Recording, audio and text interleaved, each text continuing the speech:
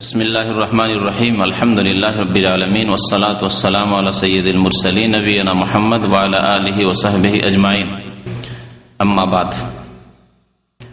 क़ाल अल मुअल्लिफ रहिमहुल्लाहु तआला बाबु मा जाअ फी मुनकिरिल क़द्र व क़ाल इब्न उमर रज़ियल्लाहु तआला अन्हुमा वल्लज़ी नफ्सु इब्न उमर बियदिहि लौ कान लिअहदिहिम मिस्ल उहुदिन ज़हबन सुम्मा अनफ़क़हु फी सबीलिल्लाह मा क़बिलहु अल्लाहु मिन्हु हत्ता यु'मिन बिल क़द्र सुम्मा इस्तदल्ल बिक़ौलि नबी सल्लल्लाहु अलैहि वसल्लम अल ईमान अन तु'मिन बिल्लाहि व मलाइकतिहि व कुतुबिहि व रुसुलिहि वल यौमिल आखिर वल क़द्रि खैरिहि व शर्रिहि व अन उबादा इब्न सामित रज़ियल्लाहु अन्हु अन्नहु क़ाल लिब्निहि या बुनय्या इन्नका लन तजिद तअमल ईमान हत्ता तअलम अन्ना मा असाबका लम यकुन लियुख्तियक व मा अख्ताअका लम यकुन लियुसीबक समेत रसूलुल्लाह सल्लल्लाहु अलैहि वसल्लम यक़ूल इन्ना अव्वल मा खलक़ल्लाहुल क़लम फ़क़ाल लहु उक्तुब फ़क़ाल रब्बी व माज़ा अक्तुबु क़ाल उक्तुब मक़ादीर कुल्लि शै हत्ता तक़ूम अस्साअ या बुनय्या समेत रसूलुल्लाह सल्लल्लाहु अलैहि वसल्लम मन माता यक़ूल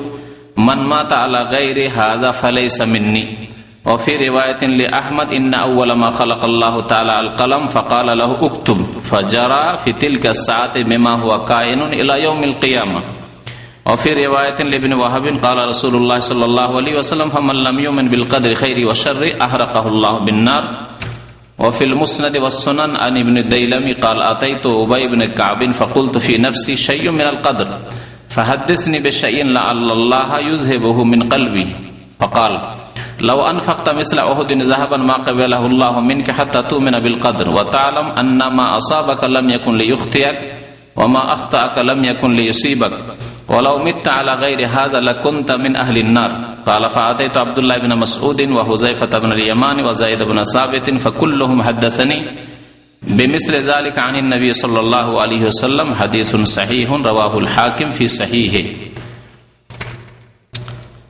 আজকের বিষয়বস্তু হচ্ছে তকদির সম্পর্কে। তকদির, ভাগ্য, নসিব, যা বিভিন্ন ভাষায় আমরা জানি। আরবি ভাষায় একে বলা হয় আল কদর। আল কদর আবার কোন কোন জায়গায় পাবেন আকীদার কিতাবে অথবা আকীদা ছাড়া আপনার ফিকহের কিতাবে আল কাজা ওয়াল কদর। আল কাজা মানে হচ্ছে ফয়সালা, আল্লাহর ফয়সালা, আর কদর মানে হচ্ছে আল্লাহর পক্ষ থেকে নির্ধারণ, যে আল্লাহ পাক নির্ধারণ করেছেন প্রত্যেক ব্যক্তি সম্পর্কে, প্রত্যেক সৃষ্টি সম্পর্কে, প্রত্যেক বিষয় সম্পর্কে যা কিছু নির্ধারণ করেছেন তার নাম হচ্ছে আল কদর। কদর মানে হচ্ছে তকদির, ওই কদর থেকে তকদির। কদ্দারা ইউকদ্দিরু তাকদীরান মানে কোন জিনিসকে সুপরিমিত করা, কোন জিনিসের পরিমাণ বা কোন বিষয়ের কোন বস্তুর পরিমাণকে নির্ধারণ করা। আমার তকদির মানে আমার জন্য আল্লাহ পাক যা সুপরিমিত করেছেন, যা নির্ধারণ করেছেন, বয়স, রিজিক,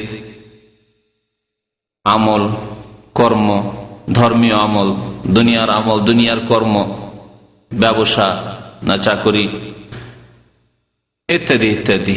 তারপরে জন্মের স্থান, জন্মের কাল, মৃত্যুর স্থান কোথায়, মত, মৃত্যুর কাল, সময়, এ সমস্ত এগুলি উদাহরণস্বরূপ বললাম। এছাড়াও সবকিছুই কি শামিল, এক কথায় তকদির সমস্ত বিষয়কে শামিল তকদির। তো তকদির আল্লাহর পক্ষ থেকে নির্ধারিত রয়েছে। তকদিরের প্রতি ঈমান ঈমানের 6টি স্তম্ভের একটি। যে ব্যক্তি তকদিরের প্রতি ঈমান রাখে না বা সন্দেহ রাখে তার ঈমান অসম্পূর্ণ, তার আমল ইবাদত বন্দেগী কবুল হবে না, তার ঈমান ঠিক নেই।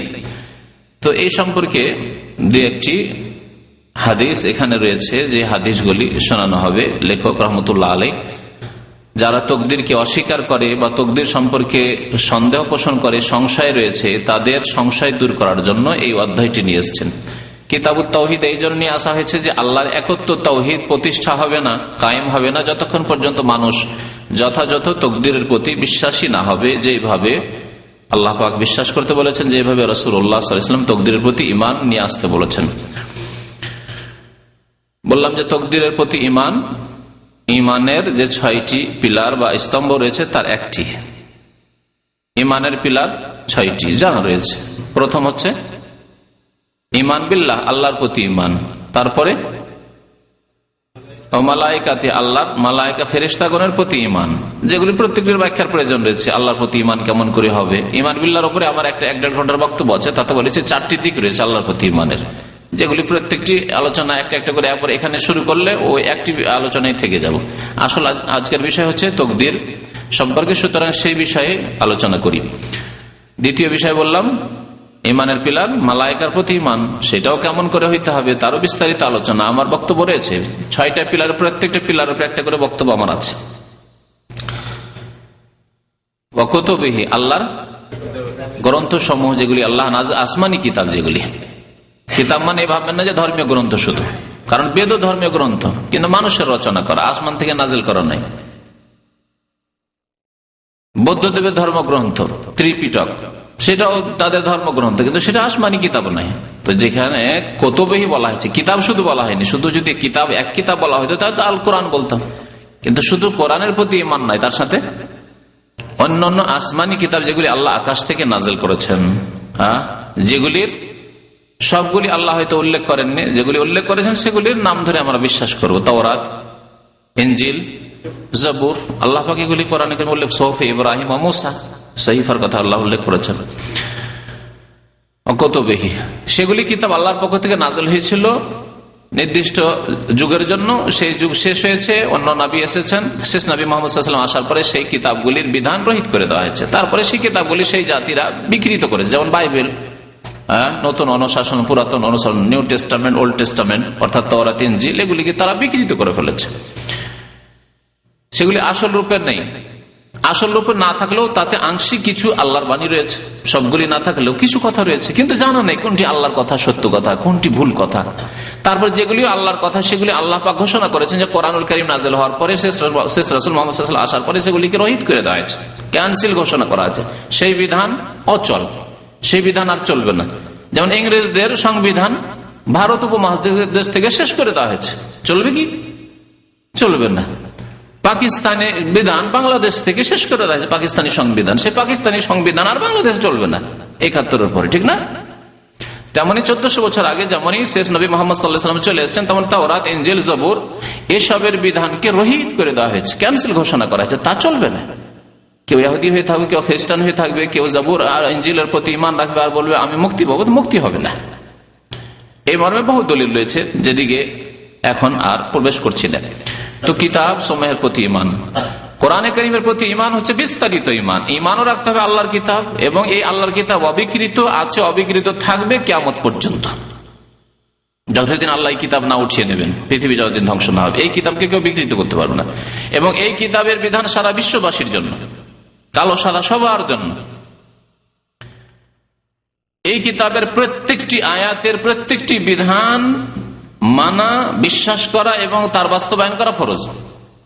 তাহলে অন্য কিতাবের প্রতি ঈমান এতটুকু যথেষ্ট, যেগুলি আল্লাহর কিতাব ছিল, আল্লাহ পাক রব্বুল নাযিল করেছিলেন, সেগুলি রহিত করে দিয়েছে। কিন্তু এই কোরআনুল কারীমের প্রত্যেকটি বিধান জীবনের প্রত্যেকটি ক্ষেত্রে যে যে ক্ষেত্রে রয়েছে তা বাস্তবায়িত করতে হবে। তারপরে রসুলগণের প্রতি ঈমান ওই কিতাবের প্রতি ঈমানের মতোই, সমস্ত রসুলের প্রতি ঈমান রাখি তারা আল্লাহর পক্ষ থেকে যারা রাসূল। শুধু ধর্ম যাদেরকে বলে যে ধর্মীয় পুরুষ বা ধর্মীয় নেতা, তারা নাই, যেমন বৌদ্ধদেব আছে বা হিন্দুদের কিছু ধর্মীয় নেতা আছে, সেগুলি নাই। যাদেরকে আল্লাহ পাক রব্বুল আলামিন নবী করে রাসূল করে পাঠিয়েছেন তাদের প্রতি ঈমান। আর তাদের 25 জনের কথা আল্লাহ পাক রব্বুল কোরআনে কারীমে উল্লেখ করেছেন। আর বাকি যাদের নাম জানি না তাদের সম্পর্কে ঈমান রাখি, আল্লাহ পাক যাদেরকে নবী করেছেন তাদের প্রতি ঈমান রয়েছে। শেষ রাসূল সাল্লাল্লাহু আলাইহি ওয়াসাল্লামের প্রতি ঈমান, আকীদার ক্ষেত্রে, আমলের ক্ষেত্রে, জীবনের প্রত্যেকটি ক্ষেত্রে আপনাকে নবী করিম সাল্লাল্লাহু আলাইহি ওয়াসাল্লামের আদর্শ মোতাবেক জীবন যাপন করতে হবে। ওয়াল ইয়াউমিল আখির, 5 নম্বরে হচ্ছে পরকালের প্রতি ঈমান, যা শুরু হয় মানুষের মত থেকে শুরু করে মরার পরে, মত যখনই হয়ে গেল তখন থেকে যে জীবনটা শুরু হচ্ছে, আয়াতটা কবরের জীবন, বারজাখী জীবন, আবার পুনরুত্থান, তারপরে হাসর, বিচার, নিকাশ, যা তাতে যে সব জিনিস রয়েছে, এক জান্নাত জাহান্নাম পর্যন্ত, পুল সিরাত সবকিছু পার হয়ে জান্নাতে অথবা জাহান্নাম এই পর্যন্ত, এবং জান্নাত জাহান্নাম সম্পর্কে আল্লাহ এবং তার রাসূল যা বলেছেন এগুলো হচ্ছে সব আখিরাতের প্রতি ইমানের অন্তর্ভুক্ত। যা কিছু এই সম্পর্কে বলা হয়েছে কোরআনে বা হাদিসে তা বিশ্বাস করতে হবে, হচ্ছে ইমান বিল ইয়াউমিল আখির, পরকালের প্রতি ইমান। 6 নম্বরে হচ্ছে ওয়াল কাদরি খাইরিহি ওয়া শাররিহি, ভালো মন্দ তকদিরের প্রতি ইমান। আল্লাহ পাক নির্ধারিত করেছেন, সে ভালো হইতে পারে মন্দ হইতে পারে, বান্দার দিকে লক্ষ্য করলে সেটাকে ভালো মন্দ দুই ভাগে ভাগ করা যাবে। এই কথাটি গুরুত্বপূর্ণ বিষয়, সূক্ষ্ম বিষয় মনে রাখবেন। আল্লাহ পাক আমাদের জন্য যা কিছু নির্ধারণ করেছেন, কখন আমাদের ভালো লাগে মানে ভালো অনুকূলে বলে আলামিন যাই সৃষ্টি করেছেন তা তার দিকে লক্ষ্য করলে, তার দিকে সম্পৃক্ত করলে সেগুলি মঙ্গল। আল্লাহ পাক মঙ্গলের জন্য সৃষ্টি করেছেন। তকদিরের হাদিসগুলির ব্যাখ্যা করার আগে তকদিরের 4টি স্তর আছে, যেই স্তরগুলিকে আরবি ভাষায় বলা হয় মারাতেবুল কদর। তকদিরের স্তর সমূহ, এই 4টি স্তরের প্রত্যেকটি স্তরের প্রতি আপনার ঈমান থাকতে হবে, তাহলে আপনি মুমিন হবেন আর তকদিরের প্রতি বিশ্বাসী হবেন।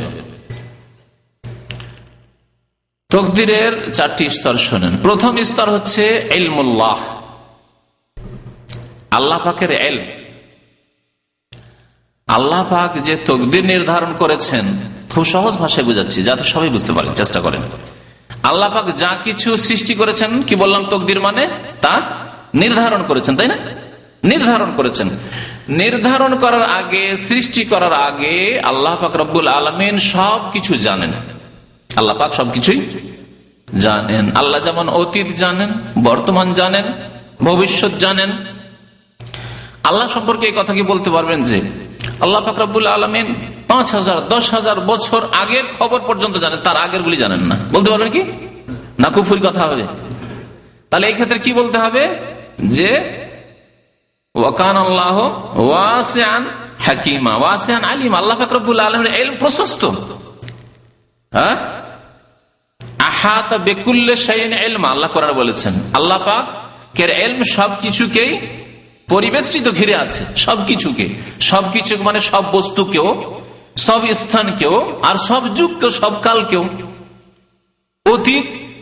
অতীতে এমন কোন মানে লিমিটেশন নাই যে এত হাজার হাজার বছর আগ পর্যন্ত আল্লাহ জানেন, তার আগে জানেন না। বলতে পারবেন কি? কুফরি কথা।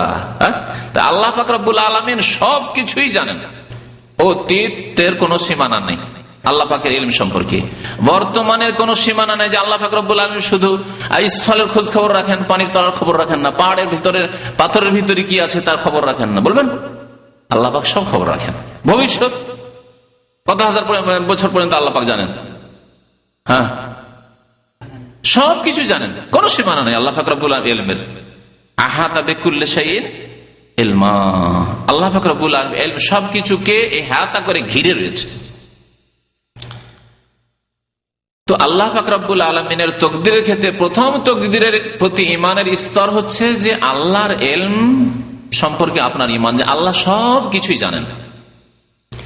সুতরাং আমার আপনার যখন জন্ম হয়েছে 20 শতাব্দীতে, আপনি 21 শতাব্দীতে পা রেখেছেন আর আপনার হায়াত চলছে, এই সম্পর্কে আল্লাহ পাক রব্বুল আলামিনের আজল থেকে, প্রথম থেকে, যার কোনো আদি নেই, অন্ত নেই, শুরু নেই, শেষ নেই, আল্লাহ পাক জানেন, সব ইলম জানেন আপনার সম্পর্কে, আমার সম্পর্কে।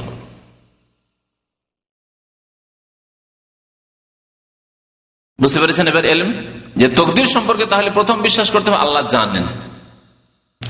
শুধু ব্যক্তির সৃষ্টির ক্ষেত্রে নয়, কোন সৃষ্টি মাখলুকের সৃষ্টির ক্ষেত্রে নয়, মাখলুকের কর্মের সৃষ্টির ক্ষেত্রেও। আবার আমাদের সৃষ্টির ক্ষেত্রে আমাদের ধারণা শুধু এত সীমিত যে আমরা মনে করি আল্লাহ পাক মানুষকে সৃষ্টি করেছেন, পশু পাখি প্রাণী যা কিছু, পাহাড় পর্বত ইত্যাদি সৃষ্টি করেছেন, কিন্তু আল্লাহ পাক প্রত্যেক মাখলুকের কাজকর্ম যে সৃষ্টি করেন। আল্লাহ বলছেন ওয়াল্লাহু খালাকাকুম ওয়া মা তা'মালুন, আল্লাহ তোমাদেরকে সৃষ্টি করেছেন এবং তোমরা যা আমল করো, কর্ম করো, তাও সৃষ্টি করেছেন। আমি আপনি নামাজ পড়ছি, এই যে নামাজ পড়লাম, এই কর্ম, এগুলি আল্লাহর সৃষ্টি। কেউ খারাপ কাজ করছে, পাপের কাজ করছে, আল্লাহ পাক তাও সৃষ্টি করেছেন। এই জন্য খায়র আর শার বলা হয়েছে, আপনার দিকে লক্ষ্য করে ভালো মন্দ। কেউ ভালো আমল করলেন, ওটা আল্লাহ সৃষ্টি করেছেন, আর খারাপ আমল করলেন, সেটা আল্লাহ সৃষ্টি করেছেন। কিন্তু আল্লাহ পাকের দিকে লক্ষ্য করে সবগুলি খায়র। তো আল্লাহ পাক রব্বুল আলামিনের এই সম্পর্ক ইলম রয়েছে, শুধু ব্যক্তির সৃষ্টি সম্পর্কে নয়, মাখলুকের সৃষ্টি সম্পর্ক নয়, বরং মাখলুকের কর্ম। আপনি সৃষ্টি হবেন অমুক সালে, অমুক শতাব্দীতে, তারপরে আপনি কেমন আমল করবেন, আপনার দ্বারা কোন কোন আমলগুলি হবে, আল্লাহ পাক এই সম্পর্ক ইলম রাখেন না রাখেন না? যে আপনি আব্দুর রহমান এতদিন বাঁচবেন এবং এই আমলগুলি করবেন, ভালো বা খারাপ, আল্লাহ জানেন না জানেন না? সবকিছুই জানেন। এই জন্য আল্লাহ পাকের নাম হচ্ছে আলিম, আলেম নয়। আমরা যারা জ্ঞানী মানুষ তাদের কি বলি? আলেম বলি, আলিম বলতে পারি না। আলেম মানে যিনি জ্ঞান রাখেন, শরীয়তের আলেমকে আলেম বলি। আরবি ভাষাতে বৈজ্ঞানিকদের আলেম বলছে, উলুম বলছে সায়েন্সকে, যে ইংরেজিতে সায়েন্স বলছেন, বাংলাতে যেটাকে বিজ্ঞান বলছেন, সেটা আরবি ভাষাতে ওই সাবজেক্টের নাম হচ্ছে উলুম। ইলমুল ফিজিয়া, ইলমুল আহিয়া, বায়োলজিকে বলছে ইলম মানে সায়েন্স। তো সে হচ্ছে সায়েন্সের আলেম, কিন্তু আলিম নয়। আর আল্লাহ পাক কত জায়গায় কোরআনে কে বলেছেন? আল্লাহ বিকুল্লি শাইইন আলিম, আল্লাহ সবকিছু সম্পর্কে সম্যক জ্ঞাত, সম্যক জ্ঞাত তর্জমা করছে কোন জায়গায়, বা সর্বজ্ঞ, সবকিছুই জানেন, এ অর্থ করছেন আলিম। তো তকদিরের একটি স্তর বললাম কি, আল্লাহ পাকের সবকিছু সম্পর্কে ইলম রয়েছে। দ্বিতীয় স্তর হচ্ছে যে আল্লাহ পাক যখন জানেন, তো আল্লাহ পাক সবকিছুর কিতাবা করেছেন, লিখে রেখেছেন। দ্বিতীয় স্তরের নাম হচ্ছে আল কিতাবা, লিখে রাখা। আল্লাহ জানেন আজল থেকে, সুতরাং আজলে আল্লাহ পাক রব্বুল আলামিন কি করেছেন? বহু আগে, বহু পূর্বে, আসমান জমিন সৃষ্টি করা অনেক পূর্বে হাদিস আসছে, তখন আপনাকে শোনাবো। কি সৃষ্টি করে আল্লাহ পাক রব্বুল আলামিন? কলম সৃষ্টি করলেন। কলম সৃষ্টি করে কি করলেন? বললেন যে উক্তব, লিখো। এই যে লিখা, আল্লাহ পাক লিখেও রেখেছেন। তাহলে তকদিরের ক্ষেত্রে আপনার ঈমান হইতে আল্লাহ জানেন, না জানা ছিলেন না, জানেন যে অমুক বান্দা সৃষ্টি হবে, অমুক কালে অমুক অমুক বান্দা এত লোক সৃষ্টি হবে, এবং তাদের কর্ম কি হবে, তাদের বয়স কি হবে, রিজিক কি হবে, দেশ কি হবে, জন্ম কোথায় হবে, মরবে কোথায়, সবকিছু আল্লাহ পাক রব্বুল আলামিন লিখেও রেখেছেন। এটা হচ্ছে দ্বিতীয় স্তর তকদিরের। তৃতীয় স্তর তকদিরের প্রত্যেকটার দলিল কোরআন এবং হাদিসে রয়েছে। এখন শুধু স্তরগুলি শুনিয়ে দিই যাতে বুঝতে সুবিধা হয়। তৃতীয় স্তর হচ্ছে আল্লাহর মাশিয়াত বা ইরাদা। ইরাদা মানে ইচ্ছা, মাশিয়াত শাআ থেকে, ওয়া মা তাশাউনা ইল্লা ইয়াশা আল্লাহ রাব্বুল আলামিন। তোমরা কিছু চাইতেই পারো না যতক্ষণ পর্যন্ত আল্লাহ রাব্বুল আলামিন না চাইবেন। ওয়ালাউ শা আল্লাহ, কত জায়গায় আল্লাহ পাক রব্বুল বলেছেন লা জামাআহুম আলাল হুদা, আল্লাহ যদি চাইতেন, তাহলে আল্লাহর চাওয়ার ইখতিয়ার, পূর্ণ ইখতিয়ার আল্লাহ পাক রব্বুল আলামিন রয়েছে বান্দা সম্পর্কে, সৃষ্টি সম্পর্কে, আসমান জমিন সম্পর্কে, পৃথিবী সম্পর্কে, যা কিছু আছে দুনিয়াতে সবকিছু সম্পর্কে আল্লাহর কামেল ইচ্ছা, পূর্ণ ইচ্ছা। আমাদের ইচ্ছার বিরুদ্ধে হয়, আমাদের জীবনে হয়, অন্যের জীবনে তো হচ্ছেই, কিন্তু আমাদের নিজের জীবনে ইচ্ছার বিরুদ্ধে হয় না? আপনি চাকরি ছাড়তে চান না, চাকরি চলে গেল। আপনি মরতে চান না, মরণ চলে আসলো। আপনি অসুস্থ হতে চান না, অসুস্থ হয়ে গেলেন। আপনি অ্যাক্সিডেন্ট হতে চান না, অ্যাক্সিডেন্ট হয়ে গেলেন। নিজের জীবনে হচ্ছে। আপনি বিবিকে দূর করতে চান না, থাকলোই না, রাখতে পারলেন না। আপনি ছেলে মেয়ের দুর্ঘটনা চান না, বিপদ আপদ চান না, মরে গেল। রাসূলুল্লাহ সাল্লাল্লাহু আলাইহি সাল্লামের জীবনেও ইচ্ছার বিরুদ্ধে হয়েছে। তার কি ইচ্ছা ছিল না যে আমার ইব্রাহিম বাঁচুক, আমার কাসেম বাঁচুক, থাকুক, আমার যায়েনাব, রুকাইয়া, উম্মে কুলসুম এরা থাকুক, তারাই বেঁচে থাকুক, আমি যাতে করে তাদেরকে দেখতে পাই। আমার পরে না ইন্তেকাল নয়, আমার পরে তাদের ইন্তেকাল হোক। প্রত্যেকে চাই, প্রত্যেক বাবা মা চাই যে আমার ছেলে মেয়েরা থাকো, আমি আগে মরব, ওরা থাক, ঠিক না? কিন্তু ইচ্ছার বিরুদ্ধে হয়েছে। নবী করিম সাল্লাল্লাহু আলাইহি ওয়াসাল্লামের কি এই আকাঙ্ক্ষা ছিল না যে আমার হাসান হোসেন এত প্রিয়, তারা খুব সহি সালামত থাকুক, সুখে থাকুক? কিন্তু মর্মান্তিক শাহাদাত বরণ করতে হয়েছে তাদেরকে। ওসমান রাদিয়াল্লাহু তাআলা আনহু, আলী রাদিয়াল্লাহু, তাদেরকে শহীদ হতে হয়েছে। তাহলে ইচ্ছার বিরুদ্ধে আল্লাহর সবচেয়ে বড় নেক বান্দার সম্পর্কে আল্লাহ পাক যা করেছেন পৃথিবীতে, আল্লাহর পূর্ণ ইচ্ছা। এ হচ্ছে তৃতীয় স্তর তকদির সম্পর্কে, যে আল্লাহ পাক রব্বুল আলামিন নিজের ইচ্ছায়, নিজের ইরাদায় পূর্ণ ক্ষমতা রাখেন। আল্লাহ যা ইচ্ছা তাই পৃথিবীতে করেন, মানুষের ইচ্ছার কোনো দখল সেখানে নেই। এই আকীদাগুলি জানা থাকে তো অনেক কুফরি শিরকি আকীদা আমাদের সমাজ থেকে, আমাদের সমাজের বাতিল আকীদাগুলি দূর হয়ে যাবে। আল্লাহ পাক রব্বুল আলামিন মালাকুল মউতকে পাঠালেন। আব্দুল কাদের জিলানীর জীবনীতে বাংলায় যে কিতাব আছে তাতে আছে, উর্দুতে যে কিতাব আছে তাতেও আছে। মালাকুল মউতকে পাঠালেন রূহ কবজ করার জন্য। রূহ কবজ সারাদিনে তো অনেকগুলি করলেন তিনি। তার মধ্যে এক পীরের এক মুরিদের, কি বললেন, এক পীরের মুরিদের এক ছেলে ওরও রূহ কবজ করেছে। পীরকে গিয়ে কমপ্লেন জানিয়েছে, আজকে মালাকুল মউত আমার একটি ছেলে নিয়ে চলে গেল। আর কি পীর ছাড়ে, গিয়ে মালাকুল মউতকে রাস্তায় ধরে নিল। আর ব্যাগ কাড়াকাড়ি শুরু হয়ে গেল, ব্যাগ কাড়াকাড়ি শুরু হয়ে গেল। ব্যাগ কাড়াকাড়ি করে দিচ্ছিলেন না মালাকুল মউত, তখন সবগুলি রূহ পড়ে গেল, ব্যাগ ছিঁড়ে গেল, সবগুলি রূহ পড়ে গেল। এগুলি কোন ভণ্ডামি কথা নয়, এগুলি হিন্দু ধর্মের মতো পচা সড়া কিচ্ছা কাহিনী নয়। এগুলি কি ইসলাম? আউযুবিল্লাহ। ইসলাম কোরআন এবং সুন্নাহ। ইসলামে এত পচা সড়া কথা কল্পনা করা যায় না, কল্পনার বাইরে কথা। আর এগুলি মুসলিমরা আকীদা রাখে হিন্দুদের মতো। তাহলে আল্লাহর ইচ্ছার ক্ষমতা কোথায় গেল? আল্লাহর ইচ্ছার বিরুদ্ধে হয়ে গেল। আল্লাহ মালাকুল মউতকে হুকুম না দিলে কি তিনি রূহ কবজ করতে পারে? তাহলে আল্লাহ ইচ্ছা করেছে রূহ কবজ করে, আল্লাহর ইচ্ছার বিরুদ্ধে হয়ে গেল। তাহলে এখানে তাকদীরের প্রতি মানে শিরক কুফরি তো করলোই, যে আল্লাহ হেরে গেলেন, মালাকুল মউত অসহায় হয়ে গেল, আর আব্দুল কাদের জিলানী একবারে আলা কুল্লি শাইইন কাদির হয়ে গেল, সর্বশক্তিমান হয়ে গেল, তাই না? এত বড় কুফরি শিরক তো আছেই, যার দ্বারা ইসলাম থেকে বেরিয়ে গেছে। এই কিতাব ইসলাম থেকে বেরিয়ে, কিতাবে বিশ্বাসীরা ইসলাম থেকে বেরিয়ে আছে। কিন্তু এখানে তাকদীরের প্রতি মানুষের যে তৃতীয় স্তর, যে আল্লাহ চাইছিলেন মারতে ওই মুরিদের ছেলেকে, আর মুরিদ গিয়ে যখন অভিযোগ করলো জিলানীকে, তখন জিলানী কিড়েই নিল। আল্লাহ পাক রব্বুল আলামিনের কাছে গিয়ে কানতে কানতে গিয়ে মালাকুল মউত পৌঁছে যায়। কি ব্যাপার মালাকুল মউত, তুমি কান্না কেন করো? ঘটনা বয়ান করলেন তিনি। আল্লাহ বলছেন তোমার কাছে একটাই রূহ চেয়েছিল, এত ভুল কেন করলে? দিয়েই দিতে সবগুলি গেল, সারাদিনের মেহনতি বেকার গেল। এগুলি কিচ্ছা কাহিনী, এগুলি ভণ্ডামি, শিরক আর কুফরি। এর নাম ইসলাম ধর্ম। আউযুবিল্লাহ, আল্লাহ পাক হেফাজত করে। তো তৃতীয় স্তর হচ্ছে আল্লাহ পাকের ইচ্ছা। আল্লাহ পাক যা ইচ্ছা করেন তাই হয়। এই জন্য আল্লাহ সবচেয়ে বড় নেক বান্দার কথা আপনাদেরকে উদাহরণস্বরূপ বুঝাইলাম, যে মুহাম্মদ রাসূলুল্লাহ সাল্লাল্লাহু আলাইহি ওয়াসাল্লাম তার ইচ্ছার বিরুদ্ধে দাঁত ভেঙেছে ওহুদে। এটা কি ইচ্ছা মোতাবেক না ইচ্ছার বিরুদ্ধে? ইচ্ছার বিরুদ্ধে। 70 জন শহীদ হয়ে গেলেন এই আকাঙ্ক্ষা নিয়ে, শাহাদাত এসেছিলেন। শাহাদাত সে হয়ে যায়, সেটা তখন সন্তুষ্ট থাকতে হবে। কিন্তু এই ইচ্ছা নিয়েছেন আমরা জয়ী হব, আর কাফেররা হতে হবে, জাহান্নামে পৌঁছবে। তো ইচ্ছার বিরুদ্ধে হয়েছে, মাথা আহত হয়েছে নবী করিম সাল্লাল্লাহু আলাইহি ওয়াসাল্লামের হুতে। তায়েফে গেলেন, একটিও লোক মুসলমান হলো না, তারা জখম করলো রাসূলুল্লাহ সাল্লাল্লাহু আলাইহি ওয়াসাল্লামকে। এগুলো ইচ্ছার বিরুদ্ধে কি নয়? ইচ্ছার বিরুদ্ধে। ইচ্ছা কার? এখানে যে সর্বশক্তিমান আল্লাহ পাক রব্বুল আলামিনের ইচ্ছা হচ্ছে এই তাকদীরের তৃতীয় স্তর।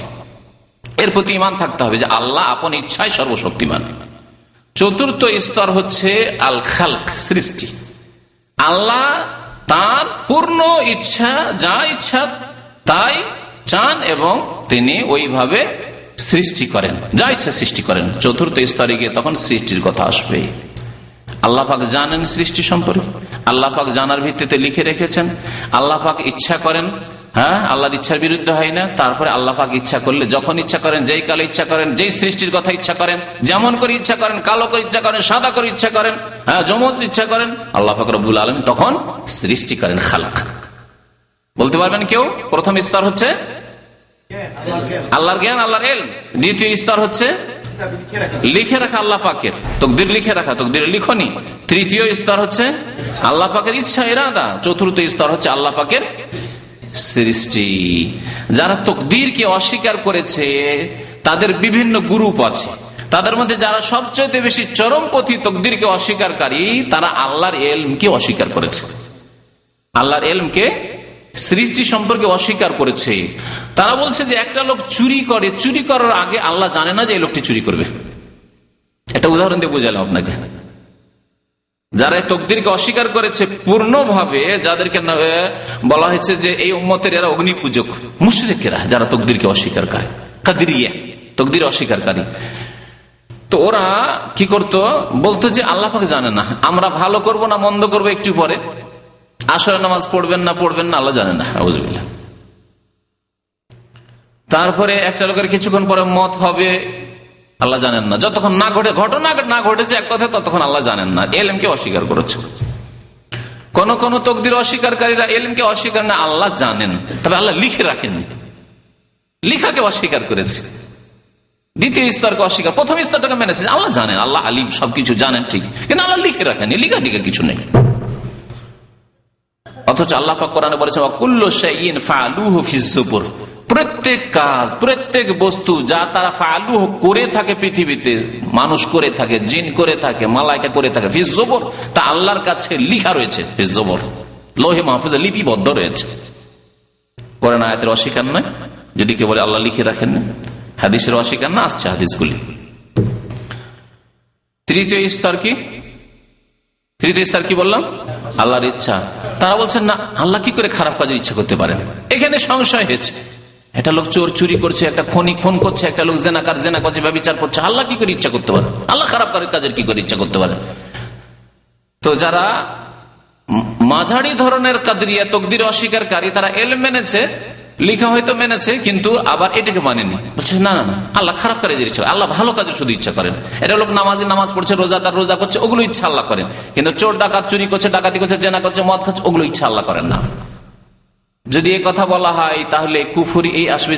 আল্লাহ এখানে অনিচ্ছুক, আল্লাহ চুরি চান না, ডাকাতি চান না, জেনা চান না, কিন্তু বান্দা করে নিতে পারলো, তাহলে আল্লাহ এখানে অসহায় হয়ে গেলেন না, অপারগ হয়ে গেলেন না? এই যে খণ্ডনটা শুনে রাখেন ভালো করে।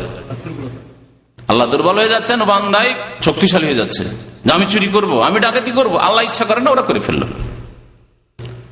সেজন্য আগে বলেছি যে আল্লাহ পাক রব্বুল আলামিন ইচ্ছা করেন সব কাজেরই, কিন্তু বলবো না যে আল্লাহ পাক খারাপের ইচ্ছা করেন। ওটা আল্লাহর দিকে যখন লক্ষ্য করবো তখন বলবো সবগুলি ভালো, কিন্তু বান্দার দিকে যখন লক্ষ্য করে বলবো তখন ভালো কাজটি ভালো আর খারাপ কাজটি খারাপ। কারণ বান্দাকে আল্লাহ পাক শরীয়তের দায়িত্ব দিয়েছেন যে তোমাকে সৎ কাজ করতে হবে, অসৎ কাজ থেকে বাঁচতে হবে। চতুর্থ স্তর কি বললাম? সৃষ্টি করা। এই ক্ষেত্রে কাদিরিয়াদের একদল আছে, তারা মুতাজিলারা, এরা সবচেয়ে হালকা কাদিরিয়া তকদির অস্বীকারী।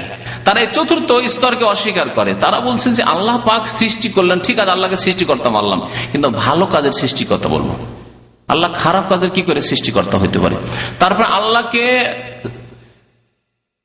বস্তুর সৃষ্টিকর্তা মানবো, বস্তুর সৃষ্টিকর্তা, বস্তু মানে মানুষ, আল্লাহ মানুষকে আল্লাহ সৃষ্টি করেছেন, সাপ আল্লাহ সৃষ্টি করেছেন, বিচ্ছু আল্লাহ সৃষ্টি করেছেন, ঠিক আছে, বাঘ, হ্যাঁ, হিংস্র পশু ইত্যাদি সবকিছু, কুকুর, শিরগাল সবকিছু আল্লাহ সৃষ্টি করেছেন। কিন্তু মানুষের কর্মের ক্ষেত্রে তারা বলছে যে আল্লাহ মানুষের ভালো কর্ম সৃষ্টি করেন, খারাপ কর্মটা আল্লাহ সৃষ্টি করেন না। খারাপ কর্ম যেটা একজন থেকে হইল, শিরক হইল, আল্লাহ ওটা সৃষ্টি করেন না। যদি আল্লাহ সৃষ্টি করেন তাহলে তো আল্লাহর উপরে দোষ লেগে যায়। আল্লাহকে দোষ থেকে বাঁচাতে চেয়েছে, তারপরে তার আরেক দোষে পড়ে গেছে। সেটা কি? যে আল্লাহ তাহলে খারাপটা সৃষ্টি করেননি। শুনে রাখুন ভালো করে, আল্লাহ যদি তকদির যারা অস্বীকার করেছে এই পয়েন্টে, তাদেরকে বলুন যে আল্লাহ শিরক সৃষ্টি করেননি। তাহলে কে সৃষ্টি করলো? একজন তো অবশ্যই সৃষ্টি করেছে। তাহলে যেই ব্যক্তি কবরে সেজদা করলো, যেই ব্যক্তি দুর্গা সরস্বতীকে সেজদা করলো, সে নিজেই সৃষ্টি করলো। তাহলে কটা সৃষ্টিকর্তা হইল? হ্যাঁ, বহু সৃষ্টিকর্তা। যত লোক পাপ করছে, খারাপ কাজগুলি করছে, তত সৃষ্টিকর্তা তাদের কাছে। তাহলে তারা মুওয়াহিদ থাকলো, মুসলিম থাকলো না মুশরিক হয়ে গেল? মুশরিক হয়ে গেল। এখানে এসে তারা মুশরিক হয়ে গেল। আর আহলে সুন্নাত ওয়াল জামাত তারা বলছে যে আল্লাহ পাক সবকিছুই সৃষ্টি করেছেন, কিন্তু আল্লাহ পাক রব্বুল আলামিন যেহেতু মানুষকে স্বাধীনতা দিয়েছেন ভালো কাজ করার ও মন্দ কাজ করার, সেজন্য মন্দ কথাটি বান্দার দিকে সম্পৃক্ত করে বলবো যে বান্দা তুমি নিজের স্বেচ্ছায় স্বাধীনতায় তুমি এই খারাপ কাজগুলি করলে। এই কয়েকটি কথা তকদির সম্পর্কে মনে রাখবেন, ইনশাআল্লাহ তাআলা তকদির বুঝতে সুবিধা হবে। এছাড়া আমার তকদিরের একটা বক্তব্য আছে আগের। এখন হাদিসগুলি পড়ুন। লেখক বলছেন বাবু মা জা ফি মুনকিরিল কদরে, এই অধ্যায় হচ্ছে তকদির অস্বীকারীদের সম্পর্কে। তকদির অস্বীকারী সম্পর্কে হাদিসে কি এসেছে তা তিনি বলতে চেয়েছেন এখানে। তারপরে আব্দুল্লাহ বিন ওমর রাদিয়াল্লাহু তাআলা আনহুমা, দ্বিতীয় খলিফা আমিরুল মুমিনিন ওমর রাদিয়াল্লাহু তাআলা আনহুর ছেলে, খুব বড় সাহাবী ছিলেন এবং খুব জ্ঞানী ছিলেন। বহু হাদিস তিনি বর্ণনা করেছেন। তিনি বলছেন ওয়াল্লাযী নাফসু ইবনে ওমর বিয়াদিহি, তার জীবদ্দশাতেই কাদরিয়াদের তকদির অস্বীকারী একটি দল জন্ম নিয়েছিল মুসলিম জাতিতে, আর এদের প্রথম জন্ম হয় বাসরায়, ইরাকের বাসরা কুফা শহর, ওমর রাদিয়াল্লাহু তাআলার জমানায় ওই শহরগুলি আবাদ হয়েছিল। এই বাসরা শহরে প্রথম একটি দল বেরোয় যারা তকদিরকে অস্বীকার করে। কাদরিয়া মানে তকদির অস্বীকারী, তাদেরকে আরবিতে কাদরিয়া বলা হয়। মদিনায় বাসরা থেকে বেশ কিছু আহলে সুন্নাত ওয়াল জামাত সহি আকীদার লোকেরা এসে জিজ্ঞাসা করলেন যে আমাদের দেশে, আমাদের শহরে বাসরায় কিছু লোকেরা আজকাল নতুন নতুন কথা বলছে তকদির বলে কিছু নেই, যা কিছু ঘটছে তাই ঘটছে, আল্লাহ আগে থেকে লিখেও রাখেননি, আর আল্লাহ পাক রব্বুল আলামিন ইচ্ছাও করেন না, যা কিছু বান্দা নিজে ইচ্ছা করে, আমি একটা খারাপ কাজ করলাম আমার ইচ্ছাতেই করলাম, আল্লাহ পাকের ইচ্ছার ওখানে কোনো দখল নেই। এবং আল্লাহ পাক রব্বুল আলামিন এগুলি আগে জানেনও না, হয়তো যে যতগুলি স্তরের কথা বলা হলো তকদিরকে তারা অস্বীকার করে, যা কিছু ঘটছে এখনই ঘটলো, আগে থেকে আল্লাহ পাক লিখেও রাখেনি, আল্লাহ পাক রব্বুল জানেন না, আল্লাহ পাক সব সৃষ্টি করেন, তকদির বলে কিছু নেই। সেই সময় আব্দুল্লাহ বিন ওমর রাদিয়াল্লাহু তাআলা আনহুমা ওই লোকদেরকে যারা এসে জানিয়েছিল এই সম্পর্কে যে বাসরাতে তকদির অস্বীকারী দলের জন্ম হয়েছে, মুসলিম জাতিতে ফিরকা শুরু হচ্ছে, নবী সাল্লাল্লাহু আলাইহি সাল্লাম বলেছিলেন যে আমার উম্মতে কতটি দল বেরোবে? 73টি দলের প্রথম দল, দ্বিতীয় দল, এগুলি নবী সাল্লাল্লাহু আলাইহি সাল্লামের সাহাবায়ে কেরামের জামানাতে হয়ে গেছিল। প্রথম দল বেরোলো রাফেজি আর খারেজি, দুটি দল প্রথম বেরোলো। তারপরে এই কাদরিয়া বের হলো। এইভাবে দলের ওপর দল বেরোতে বেরোতে বেরোতে দলের শেষ নেই। তারপরে তরিকত তাসাউফের দলগুলি বেরোলো। তাসাউফে প্রথম 4টি দল বেরোলো, 4টি থেকে আবার শাখা প্রশাখার শেষ হলো না, কত যে দল রয়েছে। এভাবে 73 বড় বড় দল 73টি রয়েছে, আর ছোটখাটো দলের অভাব নাই মুসলিম জাতিতে। ইহুদি খ্রিস্টানদেরকে পিছনে ছেড়ে দিয়েছে নবী সাল্লাল্লাহু আলাইহি ওয়াসাল্লাম। ইহুদিরা 71 ভাগে বিভক্ত হবে, খ্রিস্টানরা 72 ভাগে বিভক্ত হবে, আর আমার উম্মত 73 ভাগে বিভক্ত হবে। আর জান্নাতে যাবে কতটি দল? সবগুলি। হ্যাঁ, জাহেল মূর্খরা বলে যে ঢাকা আসার জন্য রাস্তা তো অনেক, রাস্তার অভাব আছে। কেউ চিটাগাং এর দিক থেকে আসছে, কেউ সিলেটের দিক থেকে আসছে, কেউ আপনার পটুয়াখালী ওই দিক থেকে বরিশাল থেকে আসছে, কেউ আসছে উত্তরবঙ্গ থেকে আসছে, কেউ দক্ষিণবঙ্গ থেকে আসছে, বিভিন্ন রাস্তা। আবার আশেপাশে তো অনেক রাস্তা আছে, যে ছোটখাটো রাস্তা আছে, কেউ আসছে আশেপাশ থেকে, আশেপাশের ডিস্ট্রিক্ট থেকে আসছে। সবগুলি কিন্তু রাস্তা পৌঁছাচ্ছে কোথায়? ঢাকায় পৌঁছাচ্ছে, লক্ষ্য উদ্দেশ্য এক। গুমরা পথভ্রষ্ট লোকেরা ওই রকমই বলে যে এত দল থাকলে কি হবে, সবগুলির উদ্দেশ্য তো আল্লাহ, আর সবগুলির উদ্দেশ্য তো দিন কায়েম, দিন পালন, সুতরাং সবগুলি ঠিক না।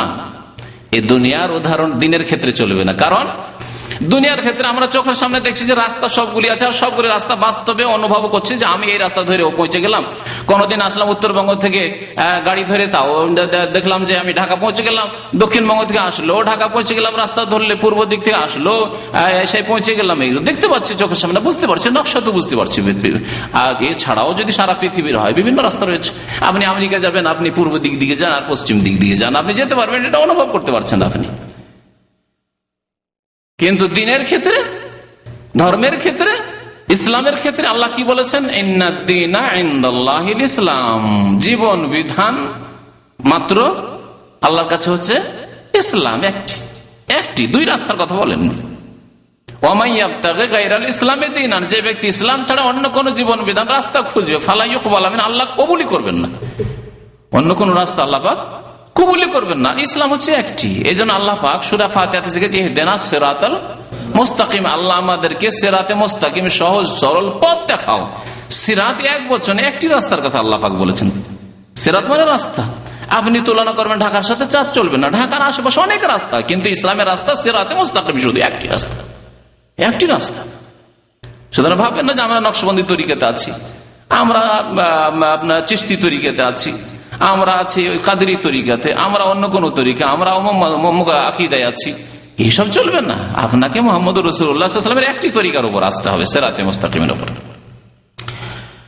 ইবনে উমর রাদিয়াল্লাহু তাআলা আনহুমাকে যখন বলা হলো, তিনি বললেন ওয়াল্লাযী নাফসু ইবনে উমর বিয়াদিহি, সেই আল্লাহর শপথ করে বলছি যার হাতে ইবনে উমরের প্রাণ রয়েছে, যার হাতে ইবনে উমরের জীবন রয়েছে, শুনিয়ে দিও তাদেরকে গিয়ে, লাউ কানা লি আহাদিহিম মিসলা উহুদিন যাহাবান, ওই বাসরার যারা তকদির অস্বীকারী, তকদির সম্পর্কে যারা সন্দেহকারী, তাদের যদি ওহদ পাহাড়ের সমান সোনাও থাকে নিজের বাড়িতে, সুম্মা আনফাকাহু ফি সাবিলিল্লাহ, এবং সেই সোনা দানা কিছু রাখলো না, সব আল্লাহর রাস্তায় কি করলো, ব্যয় করে দিল, খরচ করে দিল, মা কাবিলাহুল্লাহ মিনহু, তাদের থেকে আল্লাহ তা কবুল করবেন না, কবুল করবেন না।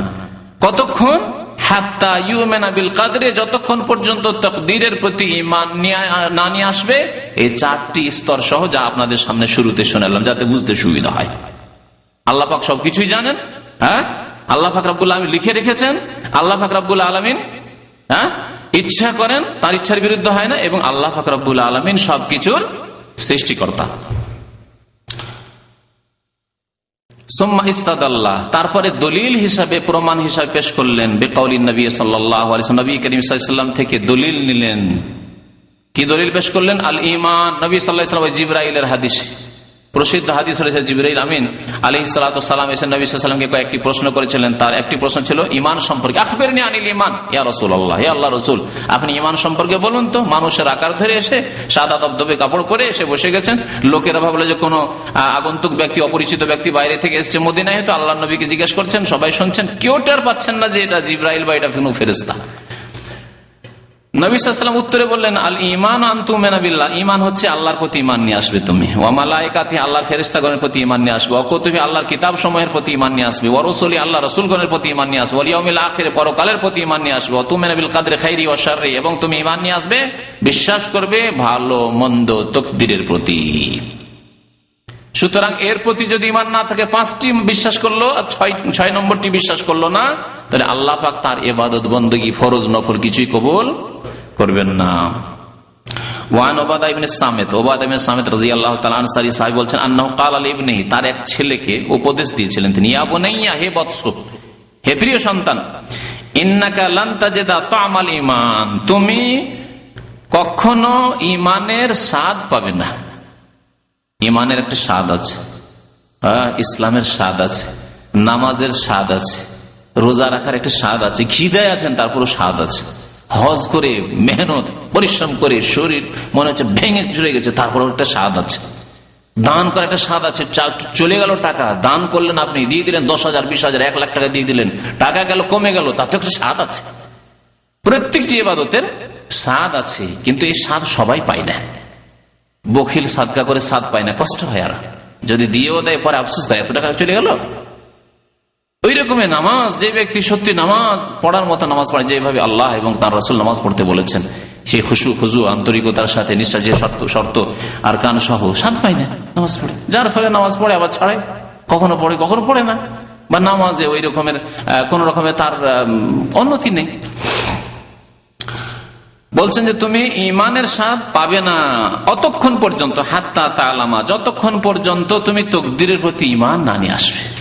তাকদীরের প্রতি বিশ্বাস না থাকলে ঈমানের স্বাদ পাবে না। তাকদীরের প্রতি ঈমান থাকলে যখন আপনার উপর কোনো কষ্ট আসবে, তখন আপনি বলবেন আলহামদুলিল্লাহ, এটা আল্লাহর পক্ষ থেকে, আল্লাহ জানছে। এটা মানুষ আল্লাহর উপর কোনো কিছু করে দিতে পারে না। সুতরাং যে আল্লাহ পাকের কাছে খবর আছে যে আমার উপর দুঃখ এসেছে, কষ্ট এসেছে, আমার চাকরি নেই, আমার কাজ নেই, আমার অভাব আছে, সে আল্লাহ আমার দোয়া শুনবেন। আল্লাহ পাক ইনশাআল্লাহ ইন্না মাআল উসরি ইউসরা, আল্লাহ সহজ করে দেবেন, কঠিনের পরে আল্লাহ পাক আসান করে দেবেন। কারণ আল্লাহ যখন দিয়েছেন আল্লাহ দূর করবেন।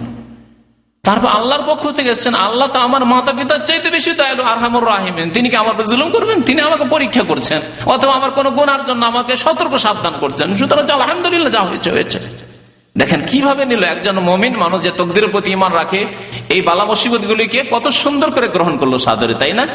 কিন্তু যার তাকদীরের প্রতি ঈমান নেই, যেভাবে তাকদীরকে বুঝাইলাম, সে বালা মুসিবতে বিপদে পড়লে হাই হতাশের শেষ নেই, আফসোসের শেষ নেই, আক্ষেপের শেষ নাই, আর জীবন রাখবো না, আমার এই ছেলেই নাই, তো আর জীবনে থেকে লাভ কি, আত্মহত্যা করে দেবো, ফসল বাণী সব বন্যায় ডুবে গেল, আর থেকে লাভ কি, আমার মাও গেল, বাবাও গেল, একা আর বেঁচে থেকে লাভ কি, আত্মহত্যা করে দেবো, করছে না? আত্মহত্যা করছে। তার তাকদীরের প্রতি ঈমান নেই, যেভাবে আল্লাহ ঈমান নিয়ে আসতে বলেছেন, তারা আত্মহত্যা করছে, তারা অশান্তিতে থাকছে, তারা মানসিক পেরেশানিতে থাকছে, তাদের দুনিয়ায় জাহান্নাম, আখিরাতেও জাহান্নাম। অতক্ষণ পর্যন্ত ঈমানের স্বাদ পাবে না। এই লোকটি কিন্তু ঈমানের স্বাদ পাচ্ছে, কষ্টে আছে, বালা মুসিবতে, পেটে খাবার নেই, তারপরে স্বাদ পাচ্ছে, নামাজ পড়ে স্বাদ পাচ্ছে, আলহামদুলিল্লাহ, আল্লাহ পাককে আমি রাজি করতে পেরেছি, আল্লাহ পাক আমার খুশি আছে, আল্লাহ পাক আমার সম্পর্কে জানছে আমি কি হালতে আছি। হাত্তা তাআলামা, যতক্ষণ পর্যন্ত এই ইলম তোমার না হবে, এই বিশ্বাস না হবে, আন্নামা আসাবাকা লাম ইয়াকুন লিইখতিয়াকা, যেই বিপদ তোমার উপর এসেছে সেটা তোমাকে ভুল করার নয়, ভুল করতে পারে না। এমনটা হইতে পারে না যে তোমার উপর মুসিবত ভুল করে চলে এসেছে, অথবা তোমার উপর মুসিবত এসেছে এটা অন্য জায়গায় ভুল করে চলে যেতে পারে, এরকম হইতে পারে না। অন্যের মুসিবত তোমার উপর ভুল করে চলে আসেনি, আর তোমার মুসিবত অন্যকে ভুল করে চলে যেতে পারে না। তোমার উপর এটা লিখনি ছিল, আল্লাহ পাকের ইলমে আজল থেকে ছিল, এবং আল্লাহ পাক রব্বুল আলামিন ইচ্ছা করেছেন, আল্লাহ পাক এই সৃষ্টি করেছেন, এই বিপদ তখন হয়েছে। জি, এর নাম তাকদীর। তখন তুমি স্বাদ পাবে ইমানের। ওমা আখতাকা, আর যেটি তোমাকে মিস করে গেছে, ভুল করে গেছে, একটা দুর্ঘটনা হচ্ছিল আর দুর্ঘটনা হইতে হইতে একবারে বেঁচে গেলেন, কোন রকম বেঁচে গেলেন, এদিক সেদিক সবাই ক্ষয়ক্ষতি হয়েছে, অনেক কিছু হলো, কিন্তু মাশাআল্লাহ আপনি বেঁচে গেলেন। যে কোনো ক্ষেত্রে আপনি ভাববেন না যে আমি খুব চালাক চতুর তাই আমি বাঁচিয়ে গেলাম, আমি জেগেছিলাম আর ধরেছিলাম, অ্যাক্সিডেন্ট হয়েছিল, যারা সব ঘুমিয়েছিল, ঝিমাচ্ছিল, তন্দ্রায় ছিল, তারাই অ্যাক্সিডেন্ট হয়েছে, আমি বেঁচে গেছি। অনেকে এরকম করে না, ব্যাখ্যা করে না, পার্থিব ব্যাখ্যা করে, খবরদার না। ওমা আখতাকা, যা তোমাকে মিস করে গেছে, মানে যেই বিপদটা আস্তে আস্তে তোমার উপর আসেনি, লাম ইয়াকুন লিইউসিবাকা, সেটা তোমার উপর আসার নয়, আসতেই পারে না, কারণ সেটি তোমার ভাগ্যের নয়, অন্যের ভাগ্যের উপর ছিল, সেটা যার উপর ছিল তার উপর এসেছে। সামিআতু রাসূলুল্লাহ সাল্লাল্লাহু আলাইহি ওয়াসাল্লাম, তারপর বলেন আল্লাহ রাসূল সাল্লাল্লাহু আলাইহি ওয়াসাল্লাম থেকে শুনেছি, ইয়াকুলু, তিনি ইরশাদ করেছেন, ইন্না আউওয়ালা মা খালাকাল্লাহুল কলম, নিঃসন্দেহে আল্লাহ পাক সর্বপ্রথম কলম সৃষ্টি করেছেন। আল্লাহ পাক প্রথম কি সৃষ্টি করেছেন? কলম সৃষ্টি করেছেন আল্লাহ পাক প্রথম। তাহলে বিদাতীদের কথা, হ্যাঁ, আউওয়ালা মা খালাকাল্লাহু নূরি, তাদের বিদাতি কথা, প্রথম নবীর নূর সৃষ্টি করেছেন। খ্রিস্টানরা ঈসা আলাইহিস সালামকে আব্দুল্লাহর জায়গায় ইবনুল্লাহ করে ফেললো। আল্লাহ বলছেন আব্দুল্লাহ, স্লেভ অফ গড, তাই না? আর এরা কি করে ফেললো? হ্যাঁ, সন অফ গড করে দিল, আল্লাহর পুত্র বানিয়ে ইবনুল্লাহ করে দিল। আর বিদাতি কবর পূজারী যারা নবীকে নূর বলে থাকে, তারা একবার হুবহু খ্রিস্টানদের বিজাতির অনুসরণ করে তাদের রাস্তা ধরে কি করলো? মুহাম্মদ রাসূলুল্লাহ কে আল্লাহ পাক বলেন আব্দুল্লাহ ওয়া রাসূলুহু, আশহাদু আল্লা ইলাহা ইল্লাল্লাহ ওয়া আশহাদু আন্না মুহাম্মাদান আবদুহু ওয়া রাসূলুহু। আল্লাহর বান্দা বললেন আল্লাহ পাক রব্বুল আলামিন, এরা বললেন নূরুল্লাহ, আল্লাহর নূর বানিয়ে দিল, আল্লাহর আলো বানিয়ে দিল। একই রকম না? ওরা আব্দুল্লাহকে ইবনুল্লাহ বানিয়েছে, আর এরা আব্দুল্লাহকে নূরুল্লাহ বানিয়ে দিয়েছে। জি, কিয়ামত পর্যন্ত এরকম বহু জাতি আসবে, বিজাতিদের অনুকরণ করবে, বহু দল আসবে বিদাতীদের মধ্যে, মুসলিম সমাজে, যারা লা তাত্তাবিউনা সানানা মান কানা ক্বাবলাকুম, নবী সাল্লাল্লাহু আলাইহি ওয়াসাল্লামের ভবিষ্যৎবাণী, অবশ্যই অবশ্যই তোমরা হে মুসলিম বিজাতি তোমরা পদে পদে অনুসরণ করবে। এই পদে পদে অনুসরণ করেছে। নূর নাকি মানুষ, এই মর্মে একটি বিস্তারিত আমার বক্তব্য আছে, 1.5 ঘন্টার বক্তব্য আছে, ওই বিষয়ে অতিরিক্ত জানতে হলে সেখান থেকে জানতে পারবেন। সর্বপ্রথম আল্লাহ তাহলে কি সৃষ্টি করেছেন? কলম সৃষ্টি করেছেন। ফাকাল আল্লাহু উকতুব, তারপরে কলমকে আল্লাহ বললেন সম্বোধন করে, কলম তুমি লিখো, তুমি লিখো, লিখতে বলে। ফাকাল রব্বি ওমাযা আকতুব, কলম তো জানে না কি লিখতে হবে, কলম বলছে হে রব, হে আল্লাহ, ওমাযা আকতুব, আমি কি লিখবো?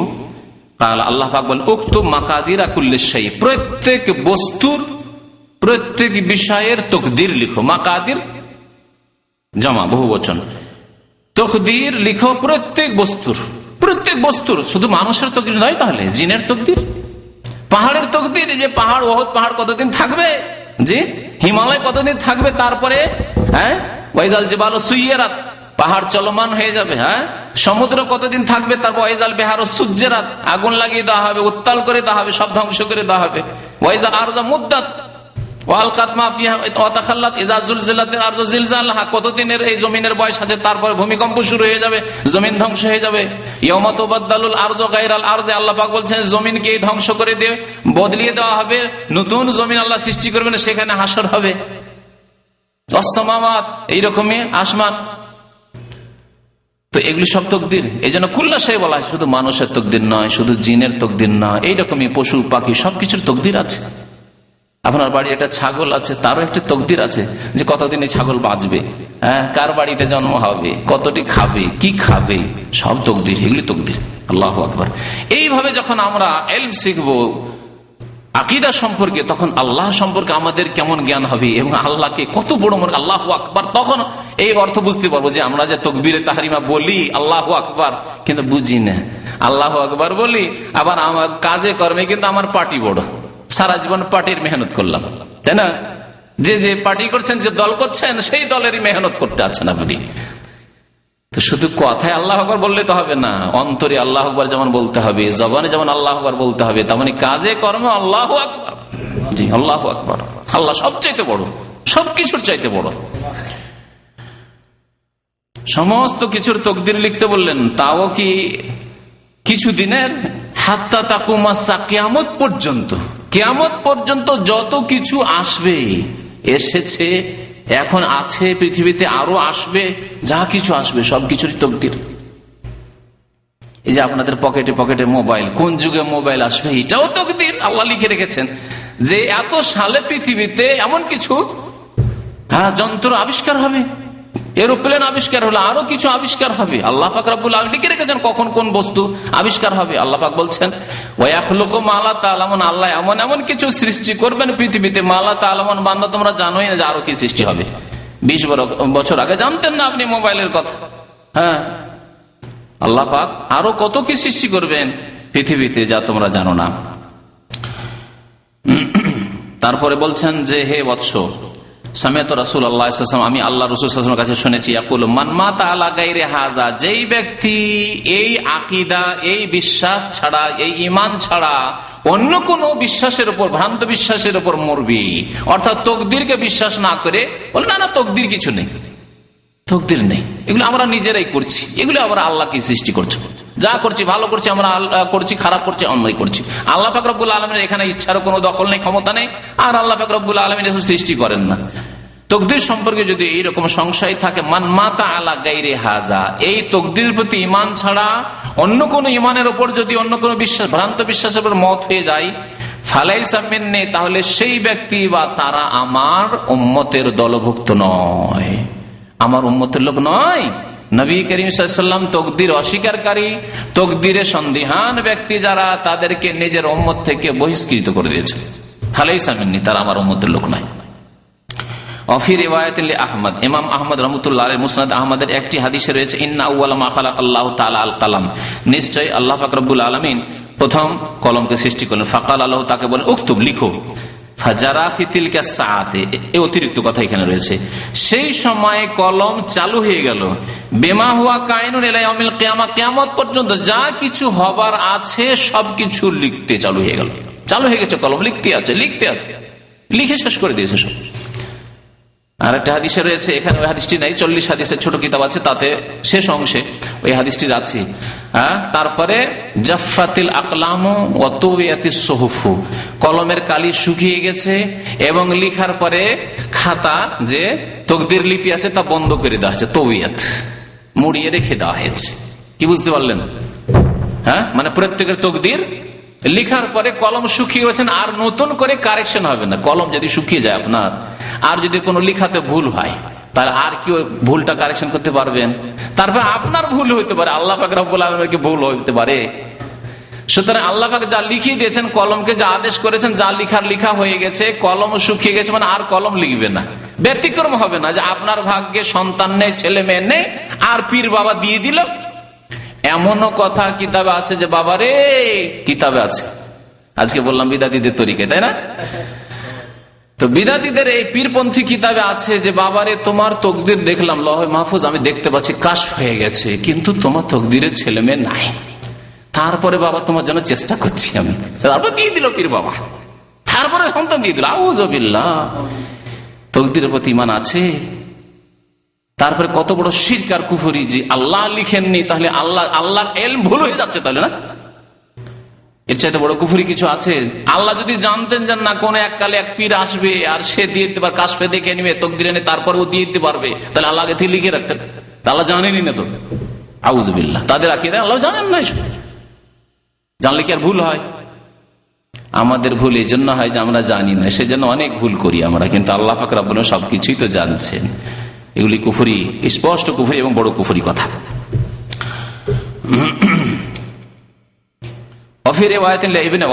ইবনে ওয়াহাব একটি রিওয়ায়াত করেছেন, কালা রাসূলুল্লাহ সাল্লাল্লাহু আলাইহি ওয়াসাল্লাম, আল্লাহ রাসূল সাল্লাল্লাহু আলাইহি ওয়াসাল্লাম বলেছেন, ফামাল্লাম ইউমিন বিল কদরি খাইরি ওয়া শাররিহি, যেই ব্যক্তি ভালো মন্দ তকদিরের প্রতি ঈমান নিয়ে আসলো না, বিশ্বাস করলো না, চারটি স্তরের কোন একটি স্তরকে বিশ্বাস করলো না, বলবেন না আগে চারটি স্তর, কিন্তু সবগুলিকে বিশ্বাস করলো না, অথবা দুটি বিশ্বাস করলো না, অথবা একটি স্তরকে বিশ্বাস করলো না, তিনটি মানে বাকি ওই শেষটা মানি না, এইভাবে তকদির বা সন্দেহ করলো। কি করে তকদির হইতে পারে? আমরা করছি, যা করছি আল্লাহ আবার কি লিখে রেখেছেন, যদি সন্দেহ করে তাহলে কি হবে? আহরাকাহুল্লাহু বিন্নার, আল্লাহ পাক তাকে জাহান্নামের আগুনে জ্বালাবেন। আহরাকাহুল্লাহু বিন্নারি, জাহান্নামের আগুনে জ্বালাবেন। নামাজও পড়ে, রোজাও রাখে, ওহদ পাহাড়ের সমান স্বর্ণ চাঁদি খরচ করে, আল্লাহ রাস্তায় ব্যয় করে, সাদকা যাকাত করে, মসজিদ মাদ্রাসা এতিমখানা সবকিছুই করে, সিজদায় যদি সারা জীবন পড়ে থাকে আর তাকদীর সম্পর্কে সন্দেহ করে, আহরাকাহুল্লাহু বিন্নার, আল্লাহ পাক জাহান্নামে জ্বালাবেন। অফিল মুসনাদ, মুসনাদ আহমদে এবং সুনানের কিতাবগুলিতে রয়েছে, ইবনু দাইলামি থেকে বর্ণনা করা হয়েছে, কালা আতাইতু উবাই ইবনে কাব, আর একটি আসার মানে রিওয়ায়াত সাহাবী উবাই ইবনে কাব রাদিয়াল্লাহু তাআলা আনহুর কাছে আসলেন, ফাকুলতু ফি নাফসি শাই, একজন এসে বলছে যে আমার মনে একটু সন্দেহ আছে তকদির সম্পর্কে, সংশয়, যে কেমন তকদির আল্লাহ লিখে রেখেছেন, কেমন কথা হলো, সংশয় সম্পর্কে। তকদির লিখে রেখেছেন, তাহলে আমল করে লাভ আছে? তকদির লেখা থাকলে তো লিখা আছে, জান্নাত না জান্নাত লিখা আছে, জাহান্নাম লিখাই আছে, একটা লিখা আছে। বলে না লোকের আজকাল অনেকে যে তকদির যদি লিখাই থাকে তাহলে আমার নামে যদি জান্নাত আল্লাহ লিখে রাখেন তাহলে জান্নাত আমার কে নিতে পারে, আর যদি জাহান্নামে লিখাই থাকে আমার নামে তো নামাজ রোজা করেই কি আর জাহান্নাম থেকে বাঁচতে পারবো? কারণ তকদির তো লিখাই আছে, ঠিক না? এই কথা যারা বলে তাদেরকে আমি বলি, দুনিয়ার ক্ষেত্রে আপনি এই কথা বলুন যে ভাগ্যে যদি সৌদি আরব লিখাই থাকে তো সৌদি আরব তো যাবো, পাসপোর্ট করার কি প্রয়োজন, ভিসা লাগাবার কি প্রয়োজন, এই লাখ লাখ টাকা দেওয়ার কি প্রয়োজন, আবার ঢাকা দূতাবাস এমবেসি যেতে হবে কি প্রয়োজন, শহরে যেতে হবে ভিড় ভাড়ের দরকার কি, গাড়িতে চড়ার দরকারটাকে, বাড়িতে বসে থাকি, থাকলেও আল্লাহ উড়িয়ে নিয়ে যে বসিয়ে দেবে সৌদি আরব। করেননি তো? সবগুলি কাজ করে এসছে সৌদি আরব আসার জন্য, হ্যাঁ, রুজি রোজগারের জন্য যা লাগে সব করে এসছে। তারপরে যারা শিক্ষিত হয়েছেন, পড়াশোনা করেছেন, এটাও দুনিয়া, দিনও হইতে পারে, দিনের শিক্ষা হইলে বা দিনই উদ্দেশ্য থাকলে। আপনি যদি বলতেন তকদিরে যদি আমার আলেম হওয়া থাকে, হাফেজকারী হওয়া থাকে, তকদিরে যদি আমার ডাক্তার ইঞ্জিনিয়ার হওয়া থাকে তো হয়ে যাবে, আল্লাহ যদি লিখে রাখেন, আমার আবার স্কুলে যাওয়ার ভর্তি হওয়ার কি দরকার? 1 ক্লাস থেকে বাবা মাকে বলতেন, বা তখন অত বুদ্ধি ছিল না, তো মাধ্যমিকে এসে তো একটা বুদ্ধি হয়েছে, তখন এই বুদ্ধি খাটাইতেন, মা আব্বা কি বলেন, তকদিরে থাকলে আমি ডাক্তার হয়ে যাব, দরকার নেই আপনার এত টাকা পয়সা খরচ করার দরকার নেই, আর আমারও এত মেহনত করার লেবার করার দরকার নেই, পরীক্ষা দেওয়ারও দরকার নেই। করেছেন কি ওইরকম? কোন আধা পাগলই কাজ করবে না। দুনিয়ার ক্ষেত্রে কিন্তু আমরা তকদিরের আশ্রয় নিই না, অবৈধ আশ্রয় নিই না। আমরা তকদিরের কথা বিশ্বাসও রাখি, আবার মেহনত করি, পরিশ্রম করি। কত মেহনত করেছি, প্রত্যেকে মেহনত করেছে, মেহনত না করলে মানুষ তাই পাবে, তকদিরের দিকে ছুটে তাহলে পাবে, যদি সাই করে, দৌড় দেয়, কোশিশ করে, মেহনত করে তাহলে পাবে। যেই রকম মেহনত হবে সেই রকম ফল পাবে, ভালো মেহনত করলে ভালো ফল পাবেন, খারাপ মেহনত করলে খারাপ ফল পাবেন। তো যেমন দুনিয়ার ক্ষেত্রে আপনি তকদিরকে হুজ্জত বানাচ্ছেন না, বরং মেহনত পরিশ্রম করছেন, ওই রকমই ধর্মীয় ক্ষেত্রে, ইবাদত বন্দেগীর ক্ষেত্রে আপনি মেহনত করেন, পরিশ্রম করেন, আপনি ফরজ আদায় করেন, নওয়াফিল করেন, তাহাজ্জুদ পড়েন, ইশরাক পড়েন, দোহা পড়েন, নফল রোজা রাখেন, তারপরে আল্লাহর কাছে ভালো আশা করেন। এই ক্ষেত্রে একটি হাদিস একবারে ফয়সালা করে দিবে আপনাদের জন্য। এক সাহাবী এসে বলছেন, ইয়া রাসূলুল্লাহ, আপনি তকদিরের কথা যখন বললেন, ফাফিমাল আমল, তাহলে আমল করে লাভ কি? যাহার হয়ে গেছে, কলম তো শুকিয়ে গেছে, আর আমল নামা তো বন্ধ করি, তকদির তো বন্ধ, তকদির লিপি যে লিখা আছে ওটা তো বন্ধ হয়ে গেছে, যা হওয়ার হয়ে গেছে, ফাফিমাল আমাল, তাহলে আমল করে লাভ কি? তখন নবী করিম সাল্লাল্লাহু আলাইহি ওয়াসাল্লাম কি বলেছিলেন? যে হ্যাঁ ঠিকই আছে, তোমার কথাই কথা বলেছিলেন, যা হওয়ার একটা হয়ে গেছে তো থাক। কি বলেছিলেন? মালু, আমল করো, নামাজ পড়ো, রোজা রাখো, স্কুলে পড়ো, মাদ্রাসায় পড়ো, মেহনত করো, পরিশ্রম করো, আমল করো, চাকরি করো, বিদেশে যাওয়ার চেষ্টা করো, বিদেশে যেতে চাইলে মালু আমল করো, কর্ম করো, ফাকুল্লুন মুয়াসসারুন লিমা খুলিকা লাহু, প্রত্যেকের জন্য সহজ করে দেওয়া হবে যার জন্য তাকে সৃষ্টি করা হয়েছে। আপনাকে বিদেশি রুজি রোজগারের জন্য যদি সৃষ্টি করা হয়ে থাকে, আপনার জন্য ওই রাস্তা সহজ করে দেওয়া হবে। আর যদি আপনাকে সেই জন্য সৃষ্টি না করে, আপনার তকদিরে না থাকে, তো মেহনত করলেন, এজেন্টকে টাকাও দিলেন, সব নিয়ে এজেন্টের অফিসই শেষ, নেই, সব নিয়ে চলে গেল। হ্যাঁ, বা ভিসা লাগার পর এয়ারপোর্টে আসার পরে হার্ট অ্যাটাক হয়ে গেল। আমার এক পরিচিত ভাই ছিলেন, আমার যখন 18-19 বছর বয়স, সেই বছর দাওরা হাদিস ফারেগ হইলাম। সেই বছর আমি আমাদের এলাকায় দাওরা থেকে ফারেগ হইলাম, দাওরা হাদিস ফারেগ হইলাম বুখারী পড়ে। আর সে দেওবন্দ থেকে পড়ে আসলো, বাড়ি বাংলাদেশ দিনাজপুর, ছিল আমাদের মালদা ডিস্ট্রিক্টের লোক, বাংলাদেশ দিনাজপুরে তারা সেটেল হয়েছে। চাচাদের বাড়ি থেকে যাওয়া আসা করতো, ওদের চাচার গ্রামে আমি ফারেগ হয়েছি। তো পরিচিত মানুষ, যুবক মানুষ, এই বিয়ে করে মাত্র 6 মাস 1 বছর হয়েছে। আর দেওবন্দ থেকে ওই বছরই ফারেগ হয়ে ইচ্ছা অনেক, কত যে কল্পনা, দিনাজপুরে গিয়ে কাজ শুরু করব। আর যেই দিনাজপুরে গিয়ে কদম রেখেছে ফারেগ হয়ে, তারপরে অসুস্থ হয়ে পড়লো, পেটের রোগ, আর 6 মাসের মধ্যে সে ইন্তেকাল করল। এর নাম তকদির। এখানে তকদির স্পষ্ট হচ্ছে। এই বলে আপনি আমল করেন, আপনি বেঁচে থাকবেন কি থাকবেন না, এত মেহনত করে পড়াশোনা করে লাভ কি? বাঁচবো কি বাঁচবো না যদি মরে যায়? এত মেহনত করে পরিশ্রম করে বিদেশে গিয়ে লাভ কি? যদি গিয়ে সৌদি আরবে কদম রাখতে যদি মরে যায়, এরকম বলবেন নাকি? কখনো বলবেন না। সুতরাং আপনি আমল করতে থাকেন, কর্ম করেন, মেহনত করেন, এলেম বাড়ান, আমল বাড়ান। আপনার জন্য আল্লাহ যদি রাখেন তকদিরে, তাহলে রাস্তা সহজ হয়ে যাবে, আপনি টার্গেটে পৌঁছে যাবেন।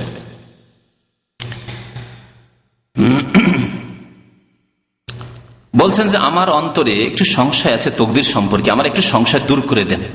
তাহলে সুন্নত তরিকা হচ্ছে সাহাবায়ে কেরামের তরিকা, তাবেঈনদের তরিকা, যে আপনার মনে যদি খুঁতখুঁতি কিছু থাকে, সংশয় থাকে, তো ভালো আলেমদের কাছে আপনি পরামর্শ নেন যে আমার এরকম মনে হচ্ছে, তা আপনি কিছু আমার সংশয় দূর করেন, বা এই ব্যাপারে একটু এক্সপ্লেন করেন, বোঝান আমাকে, যাতে করে আমার মনে একটা ইমানি শান্তি আসে। তাহলে আমাকে এমন কোন হাদিস বয়ান করেন, বর্ণনা করেন, যাতে আমার অন্তরে যে সংশয় রয়েছে তা আল্লাহ পাক দূর করে দেন।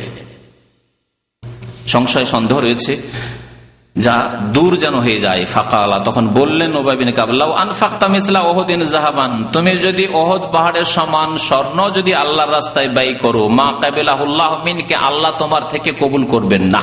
যেমন আব্দুল্লাহ বিন উমর রাদিয়াল্লাহু আনহু হাদিস শুনাইলাম, বাসরা লোকদেরকে বলেছিলেন, তেমনি বললেন এখানে উবাই বিন কাব, হাত্তা তুমিনা বিল কদর, যতক্ষণ পর্যন্ত তুমি তকদিরের প্রতি ঈমান না নিয়ে আসবে, তকদিরের প্রতি বিশ্বাস না করবে। ওয়ালাউ মিত্তা আলা গায়রি হাযা, আর এই তকদিরের প্রতি বিশ্বাস বিহীন যদি মরে যাও, তকদিরের প্রতি বিশ্বাস করলেন না, এই অবস্থায় যদি মরে যাও, লাকুনতা মিন আহলিন নার, তাহলে তুমি জাহান্নামের অধিবাসী হবে, জাহান্নামের অধিবাসী হবে। কাল ফাতাইতু আব্দুল্লাহ বিন মাসউদ, উবাই বিন কাবের কাছে জানা হয়ে গেল, সাহাবীর কাছে। তারপর দেখি আব্দুল্লাহ বিন মাসউদের কাছে একটু ভালো কিছু শুনি, যদি কিছু শোনানো। তারপরে হুযায়ফা ইবনে ইয়ামান রাসূলুল্লাহ সাল্লাল্লাহু আলাইহি সাল্লামের গোপন তথ্য তিনি মুখস্থ রাখতেন। গোপনে কিছু কথা, ভবিষ্যৎবাণী নবী সাল্লাল্লাহু আলাইহি ওয়াসাল্লাম করেছেন, বহু ভবিষ্যৎবাণী, সেগুলি হুযায়ফা রাদিয়াল্লাহু তাআলা ওই হাদিসগুলি মুখস্থ রাখতেন। একটি হাদিস আছে বুখারীতে, যে লোকেরা ভালো ভালো কথা জিজ্ঞাসা করতো, আমি শুধু নেগেটিভ দিক জিজ্ঞেস করতাম। লোকেরা ভালো ভালো দিক জিজ্ঞেস করতো, যে মুসলিম উম্মতের কি উন্নতি হবে, এই হবে, কি হবে, কি হবে, এগুলো আমি জিজ্ঞেস করতাম। মুসলিম উম্মাহ কি এরপরে আবার অধপতনে যাবে, ওদের কি আকীদা আমলে শিরক ঢুকবে, বিদআত ঢুকবে, নামাজ ছেড়ে দেবে, ইত্যাদি ভবিষ্যৎবাণী, ফিতনা হবে, কলহ হবে, বিবাদ হবে, মারামারি কাটাকাটি হবে, ইত্যাদি এসব জিজ্ঞেস করতাম। কি জন্য? মাখাফাতা ইউদরিকানি, এই ভয়ে যে যাতে করে আমি ফিতনা থেকে, অনিষ্ট সার থেকে, খারাপ থেকে বাঁচতে পারি। নেগেটিভ জিজ্ঞাসা করতাম রাসূলুল্লাহ সাল্লাল্লাহু আলাইহি ওয়াসাল্লাম। তো অনেক রহস্যের কথা, গোপনীয় তথ্য, ভবিষ্যৎবাণীর কথা তিনি বর্ণনা করেছেন হাদিসে। এই হুযায়ফা ইবনে ইয়ামানকেও তকদির সম্পর্কে জিজ্ঞাসা করলেন। যায়েদ ইবনে সাবিত, যিনি কোরআনের কি ছিলেন? কাতেব ছিলেন, ক্লার্ক ছিলেন, কাতেবে ওয়াহি, কয়েকজন ওহী লিখতেন, তার মধ্যে শীর্ষস্থানীয় 1 নম্বরে হচ্ছেন যায়েদ ইবনে সাবিত রাদিয়াল্লাহু তাআলা আনহু। ফাকুল্লুহুম হাদাসানি, তারা সবাই, সমস্ত সাহাবায়ে কেরাম, কে? উবাই বিন কাব, আব্দুল্লাহ বিন মাসউদ, হুযায়ফা ইবনে ইয়ামান, যায়েদ ইবনে সাবিত, তারা সবাই আমাকে বর্ণনা করলেন বেমিসলি যালিকা, ওই রকমই হাদিস যেমন শোনালেন উবাই বিন কাব আনিন নবী সাল্লাল্লাহু আলাইহি ওয়াসাল্লাম, নবী করিম সাল্লাল্লাহু আলাইহি ওয়াসাল্লাম হতে। হাদিসটি সহিহ, মুসনাদে আহমদে রয়েছে, মুসনাদে আহমদে কয়েক জায়গায় হাদিসটি রয়েছে, 5ম খণ্ডে রয়েছে। হাদিস নম্বর আবু দাউদে হচ্ছে 4699, ইবনে মাজাহ তো রয়েছে হাদিস নম্বর 77। রাওয়াহুল হাকিম ফি সহিহ, হাদিসটি ইমাম হাকিম তার কিতাব মুস্তাদরাক কে বর্ণনা করেছেন এবং হাদিসটি সহিহ। আল্লাহ পাক রব্বুল আলামিন যেন আমাদেরকে তাকদীর সম্পর্কে বোঝার এবং তার প্রতি যথাযথ ঈমান নিয়ে আসার তৌফিক দান করেন। আমাদের কারো মনে যদি কোনো রকমের সংশয় থাকে, আল্লাহ যেন সেই সংশয়, ওয়াসওয়াসা, কুমন্ত্রণা এগুলিকে দূর করে দেন, আমিন। মাসাইলে লেখক, সময় অল্প আছে সেজন্য এগুলি বয়ান করে দিই, যদিও কথাগুলি চলে এসেছে। বলছেন যে এই বিষয়গুলি যেগুলি উল্লেখ করা হলো বা হাদিসগুলি উল্লেখ করা হলো, এর দ্বারা বোঝা গেল যে তকদিরের প্রতি ঈমান হচ্ছে ফরজ। বায়ান ও ফারজিল ঈমান বিল কদর, তকদিরের প্রতি ঈমান নিয়ে আসা ফরজ। বায়ান ও কাইফিয়াতুল ঈমান বিহি, তকদিরের প্রতি ঈমান কেমন ভাবে নিয়ে আসতে হবে তা বর্ণনা করা হলো। বিশেষ করে আমি যে 4টি স্তরে ভাগ করে দিলাম, ওলামারা যেভাবে করেছেন তা আপনার জন্য স্পষ্ট যে এইভাবে আপনাকে তকদিরের প্রতি ঈমান নিয়ে আসতে হবে, বিশ্বাস করতে হবে। তৃতীয় বিষয় বলছেন ইহবাত আমালে মাল্লাম ইউমিন বিহি, কেউ যদি তকদিরের প্রতি ঈমান না নিয়ে আসে তাহলে তার আমল বিনষ্ট হয়ে যাবে, আমল ধ্বংস হয়ে যাবে। বললেন না যে তোমার উহুদ পাহাড় সমান স্বর্ণ চাঁদি দিনার দিরহাম আল্লাহ কবুল করবেন না যদি তোমরা তকদিরের প্রতি ঈমান না নিয়ে আসো। 4 নম্বর, থামেন প্রশ্ন। বলছেন যে নবী সাল্লাল্লাহু আলাইহি সাল্লাম বলেছেন যে কেউ ঈমানের স্বাদ পাবে না হাত্তা ইউমিনা বিহি, যতক্ষণ তকদিরের প্রতি ঈমান না নিয়ে আসবে। উবাদা ইবনে সামিত রাদিয়াল্লাহু তাআলা হাদিসটি বর্ণনা করেছেন। তারপরে তিনি নবী সাল্লাল্লাহু আলাইহি ওয়াসাল্লামের হাদিস আউয়াল মা খালাকাল্লাহুল কলম বয়ান করেছেন। তো ঈমানের স্বাদ পেতে হলে তকদিরের প্রতি ঈমান নিয়ে আসতে হবে। 5 নম্বরে বলছেন যে আল্লাহ পাক সর্বপ্রথম কি সৃষ্টি করেছেন তা এই হাদিস দ্বারা জানলাম। কি জানলাম? আল্লাহ পাক প্রথম কলম সৃষ্টি করেছেন। আপনাদেরকে প্রশ্ন করি, কলমের আগে আর কিছু ছিল না? আল্লাহ পাকের আরশ ছিল না? ছিল না, আল্লাহ পাকের আরশ ছিল। কারণ আরেকটি হাদিস আছে, হাদিসটি আপনাদেরকে শোনাই। হাদিসটি বুখারীতে হাদিস রয়েছে, কাদ্দার আল্লাহ মাকাদির আল খালকে, সৃষ্টি জগতের তকদিরকে আল্লাহ সুপরিমিত করেছেন বা নির্ধারিত করেছেন, লিখেছেন। কাবলা আন ইয়াখলুকাস সামাওয়াতি ওয়াল আরদা, আসমান জমিন সৃষ্টি করার পূর্বে, কতদিন পূর্বে? বিখামসিনা আলফা সানাতিন, 50,000 বছর পূর্বে। তাহলে আসমান জমিন সৃষ্টির 50,000 বছর আগে তকদির লিখছেন, মানে কলম সৃষ্টি হয়ে কলম তকদির লিখছে। তখন কি অবস্থা ছিল? বলছেন ওয়াকান আরশুহু আলাল মা, তাহলে আসমান জমিন তো ছিলই না, আসমান জমিন তো আরো পরে হচ্ছে কলমের উপরে। ওয়াকান আরশু, যেই সময় তকদির লেখা হয় তখন আল্লাহর আরশ ছিল আলাল মা, পানির উপর। তাহলে আল্লাহর আরশ কলমের আগে সৃষ্টি হয়েছে।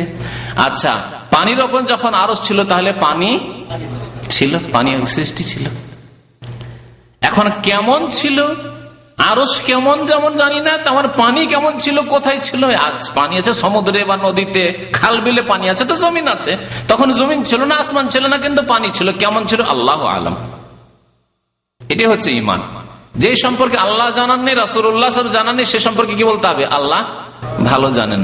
খুব সহজ ভাষায় বলছে আলিফ লাম মিম। ওলামারা তাফসীর করতে গিয়ে কি পড়েন? আল্লাহু আলাম।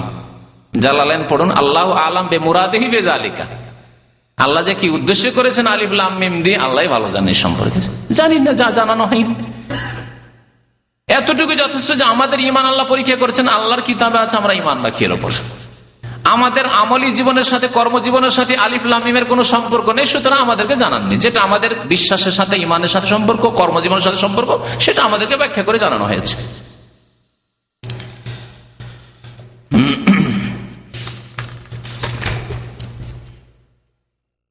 6 নম্বরে বলছেন যে তকদির, কলম সৃষ্টি করার পরে তকদির লেখা শুরু হলো এবং কিয়ামত পর্যন্ত যা কিছুই ঘটবে, হবে, সৃষ্টি হবে, সবকিছুই কলম লিখে দিয়েছে। 7 নম্বরে বলছেন যে বারাআতুহু সাল্লাল্লাহু আলাইহি ওয়াসাল্লাম মিম্মান লাম ইউমিন বিহি, যারা তকদিরের প্রতি ঈমান নিয়ে আসে না, তকদিরকে বিশ্বাস করে না বা সন্দেহ করে তকদির সম্পর্কে, তাদের থেকে নবী সাল্লাল্লাহু আলাইহি ওয়াসাল্লাম সম্পর্ক ছেদের ঘোষণা করেছেন। করেননি? হাদিসটা মনে আছে? যে ব্যক্তি তকদিরের প্রতি ঈমান না নিয়ে আসবে সে আমার উম্মতের নয়, বলেননি? ফালাইসা মিন্নি। তকদিরের প্রতি ঈমান তাহলে নিয়ে আসতে হবে যদি নবী সাল্লাল্লাহু আলাইহি ওয়াসাল্লামের উম্মত হয়ে উঠতে হয়, নবী সাল্লাল্লাহু আলাইহি ওয়াসাল্লামের শাফাআত পেতে হয়, নবী সাল্লাল্লাহু আলাইহি ওয়াসাল্লামের হাউজে কাউসারের পানি পেতে হয়। জি। আদাতুস সালাফি ইজালাতুশ শুবহা বিসওয়ালিল উলামা, সালাফে সালেহিন তাবেঈনরা দেখেন সাহাবাগণকে জিজ্ঞাসা করছেন। তাহলে যদি আপনার মনে সন্দেহ থাকে, তাহলে সালাফে সালেহিন, সাহাবায়ে কেরাম, তাবেঈন আমাদেরকে শিখিয়েছেন যে আপনার বড় যারা, তাদের কাছ থেকে জিজ্ঞাসা করুন জিজ্ঞাসা করুন আপনার সংশয় দূর করার জন্য। আল্লাহ পাক কোরআনে এর জন্য আদেশ করেছে ফাসআলু আহলা যিকরি ইন কুনতুম লা তা'লামুন। আহলা যিকর মানে আহলাল ইলম, কারণ আল্লাহ কোরআনকে জিকির বলেছেন, ওয়া ইন্নাহু লাযিকরুন লাকা ওয়া লিকাওমিকা ওয়া সাওফা তুসআলুন। বহু জায়গায় আল্লাহ পাক কোরআনে কারীমকে কি বলেছেন? জিকির বলেছেন। বরং হাদিসকে আল্লাহ জিকির বলেছেন। কোরআনে পাকে আল্লাহ পাক বলেছেন ইন্না নাহনু নাযালনা যিকরা ওয়া ইন্না লাহু লাহাফিজুন। নিশ্চয় আমি জিকির নাযিল করেছি। এই জিকির মানে কি বিদআতি জিকির? হ্যাঁ, সম্মিলিত জিকির, লা ইলাহা ইল্লাল্লাহ আর আল্লাহর জিকির, ওসব জিকির না। এই জিকির আল্লাহ নাজিল করেছেন মানে আল কোরআন নাজিল করেছেন এবং কোরআনের তাফসীর রাসূলুল্লাহ সাল্লাল্লাহু আলাইহি ওয়াসাল্লাম হাদিস সুন্নাহ নাজিল করেছেন, যে দুটিকে আঁকড়ে ধরতে বলেছেন। আমি জিকির নাজিল করে কোরআন হাদিস নাজিল করেছি এবং ওয়া ইন্না লাহু লাহাফিজুন, আমি এর হেফাজত করব। কাকে দিয়ে আল্লাহ হেফাজত করবেন? কাকে আল্লাহ আলেম করবেন, কাকে মুফাসসির করবেন, কাকে মুহাদ্দিস করবেন, হ্যাঁ, কাকে দিয়ে জাল শনাক্ত করবেন, জয়ীফ শনাক্ত করবেন, কাকে দিয়ে মাসলা মাসাইলের খেদমত নেবেন, কাকে দিয়ে আকীদার খেদমত নেবেন, আল্লাহ পাক ভালো জানেন। আল্লাহ পাকের কাছে সেটাও নির্ধারিত, আল্লাহ পাকের কাছে আল্লাহ পাকের ইলম আছে। যখন যখন যেমন আল্লাহ পাকের প্রয়োজন হয়েছে তখন আল্লাহ পাক রব্বুল আলামিন তেমন তৈরি করে কোরআন এবং হাদিসের আল্লাহ পাক সুরক্ষা করেছেন, হেফাজত করেছেন। ওয়া ইন্না লাহু লাহাফিজুন। তো কি বলছিলাম, যে সালাফে সালেহিনেরা জিজ্ঞাসা করে সংশয় দূর করে নিতেন। এই আদেশ কোরআন আল্লাহ পাক করেছেন ফাসআলু আহলা যিকরি, অর্থাৎ তোমরা কোরআন এবং হাদিসের পণ্ডিতদেরকে জিজ্ঞাসা করে নাও ইন কুনতুম লা তা'লামুন, তোমাদের জানা না থাকলে, তোমাদের জানা না থাকলে। তার সাথে আল্লাহ তারপরের আয়াতে বলেছেন বিল বাইয়িনাতি ওয়াজ জুবুর, দলিল প্রমাণ সহ, অন্ধভাবে না। কারণ অনেক সময় অন্ধ হয়ে গেলে, আপনি একবার অন্ধভক্ত যদি হয়ে যান তাহলে ধোঁকা দিতে পারেন। সেজন্য আমি বলি যে ভাত টিপা করে একটু টিপে নেন, যে আপনার ভাতগুলি সিদ্ধ হয়েছে কি হয় না। দু তিনটে ভাত টিপে দেখছেন না, হ্যাঁ, একটু চেপে চেপে দেখছেন, যে ভাবলেন হ্যাঁ পুরো ভাতটা হয়ে গেছে, 1 কিলো চালের ভাত বা 10 কিলো চালের ভাত হয়ে গেছে। তো ওই রকমই ভালো আলেম কিনা, কোরআন সুন্নাহর আলেম কিনা, 2-3টি মাসলা যদি আপনি একটু তাহকিক তদন্ত করেন যে এগুলি যুক্তিযুক্ত কোরআন হাদিস থেকে বলছেন না আমাকে ধোঁকা দিচ্ছেন, জানি না বিদাতের দিকে নিয়ে যাচ্ছেন, 2-3-4টা মাসলা একটু যদি আপনি একটু রিসার্চ করে নেন, তাহলে আপনার আস্থা মোটামুটি হয়ে যাবে, না কথা ঠিক বলছেন, দেখেছি চেক করে। তারপরে ওলামায়ে কেরাম মানুষের সংশয় দূর করেছেন, সাহাবায়ে কেরামরা যেমন দূর করেছেন, যারা এসে জিজ্ঞাসা করেছে। আব্দুল্লাহ ইবনে উমরকে বাসরার লোকেরা যখন জিজ্ঞেস করলো তা দূর করলেন।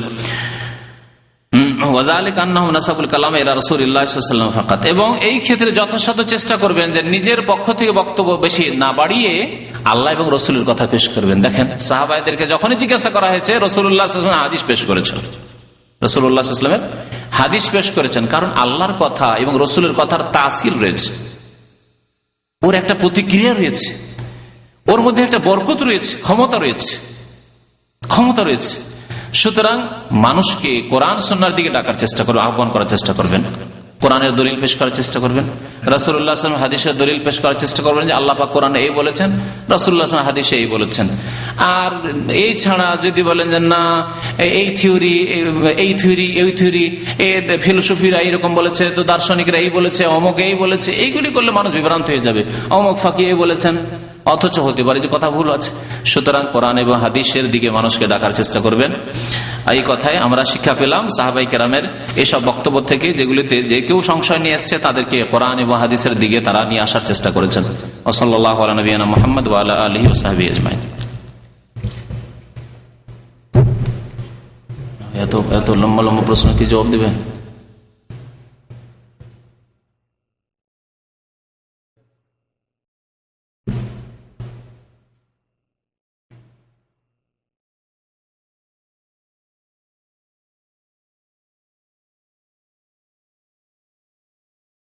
নামাজে ভুল হলে অনেককে দেখেছি ডান দিকে সালাম ফিরি 1 সিজদা দেয়, অনেকে 2 সিজদা দেয়। ডান দিকে সালাম ফিরি সিজদা দিল, তারপরে মানে বাম দিকে সালাম ফিরল না নাকি? ডান দিকে সালাম ফিরে, এটা তরিকা দেশি তরিকা, তাই না? দেশেই তরিকা রয়েছে, কোনো প্রমাণ নেই। হয় সিজদা সহ কাবলা সালাম আছে, না হয় বাদা সালাম আছে। হাদিস কাবলা সালাম মানে 2 সালামের আগে অথবা 2 সালামের পূর্বে আছে, এবং 2 রকমের মত আছে। এমনকি আমাদের দেশের লোকেরা করে, এটা মজহাবও নাই। হানাফি মজহাবে বাদাস সালাম, আমার যতটা ফিকহ এবং আসল ফিকহ তো হানাফি ফিকহে পড়েছি, কদুরি, ইশারা, কায়া, হেদায়া, এগুলি তো পড়েছি আগে, পরে না হয় অন্যান্য ফিকহগুলি পড়লাম। তো তাতে আছে বাদাস সালাম। হানাফি মজহাবে সালামের পরে 2 সালামের পরে সহসিজদা আছে। শাফি বা অন্যান্য মজহাবে কাবলা সালাম আছে, আর কিছু মাযহাবে আছে যে কাবলা সালাম বাদা সালাম দুই রকমই আছে। যদি ঘাটতি হয়, ঘাটতি হয়ে গেছে যেহেতু, তখন কাবলা সালাম করেন। আর যদি বাড়তি হয়ে যায়, বেশি করেছেন আপনি, ভুলটা বেশি, তাহলে তখন বাদা সালাম, সালামের পরে সেজদাগুলি করেন। এইভাবে ইখতিলাফগুলি রয়েছে, কিন্তু হয়ে যাবে। আপনি সালামের আগেও যদি সেজদা সহ করেন তবু হয়ে যাবে, সালামের পরেও যদি সেজদা সহ করেন তবু ইনশাআল্লাহ তাআলা হয়ে যাবে।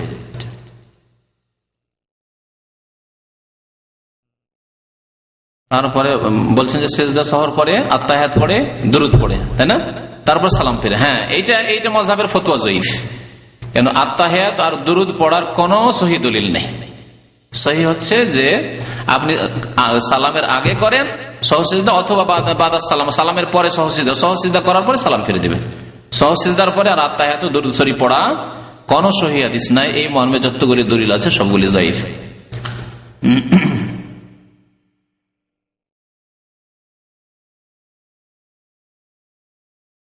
এটা কি লিখেছেন বলেন তো?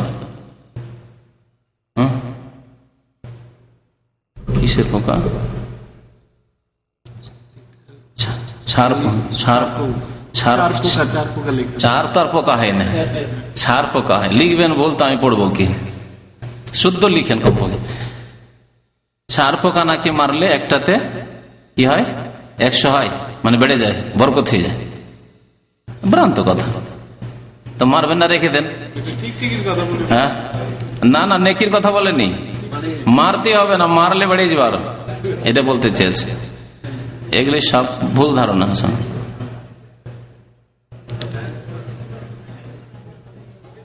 তারপরে আবার কি প্রশ্ন করেছেন?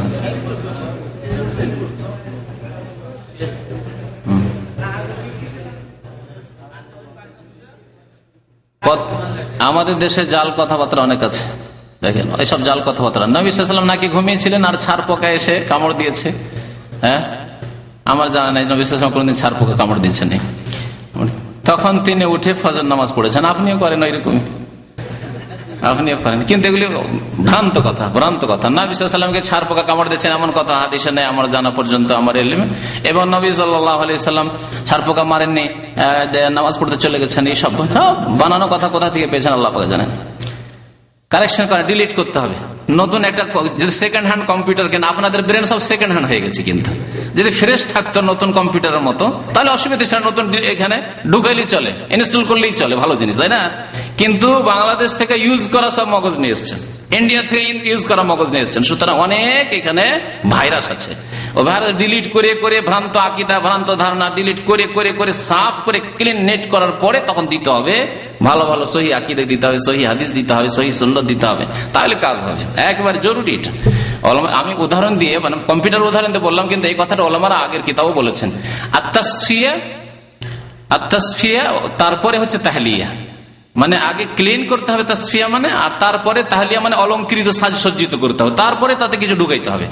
আর যদি এখানে শিরক বিদআত ঢুকে থাকে, ভুল কথা ঢুকে থাকে, আর ঢুকান ভালো কথা ঢুকান, বেকার হয়ে যাবে। এরকম জমি জায়গা চাষির ক্ষেত্রে দেখেন, চাষ আবাদ করার ক্ষেত্রে আপনাকে ঘাস থেকে জমিকে ক্লিন করতে হবে, তারপরে বীজ বপন, বীজ ছিটাইতে হবে, নাহলে কাজ হবে না। প্রথম ক্লিন করার পরে তারপরে তাতে দিতে হবে ভালো জিনিস। এই ভুল ধারণাগুলি আছে, এখানে আসেন, ইনশাআল্লাহ ধীরে ধীরে দূর হবে।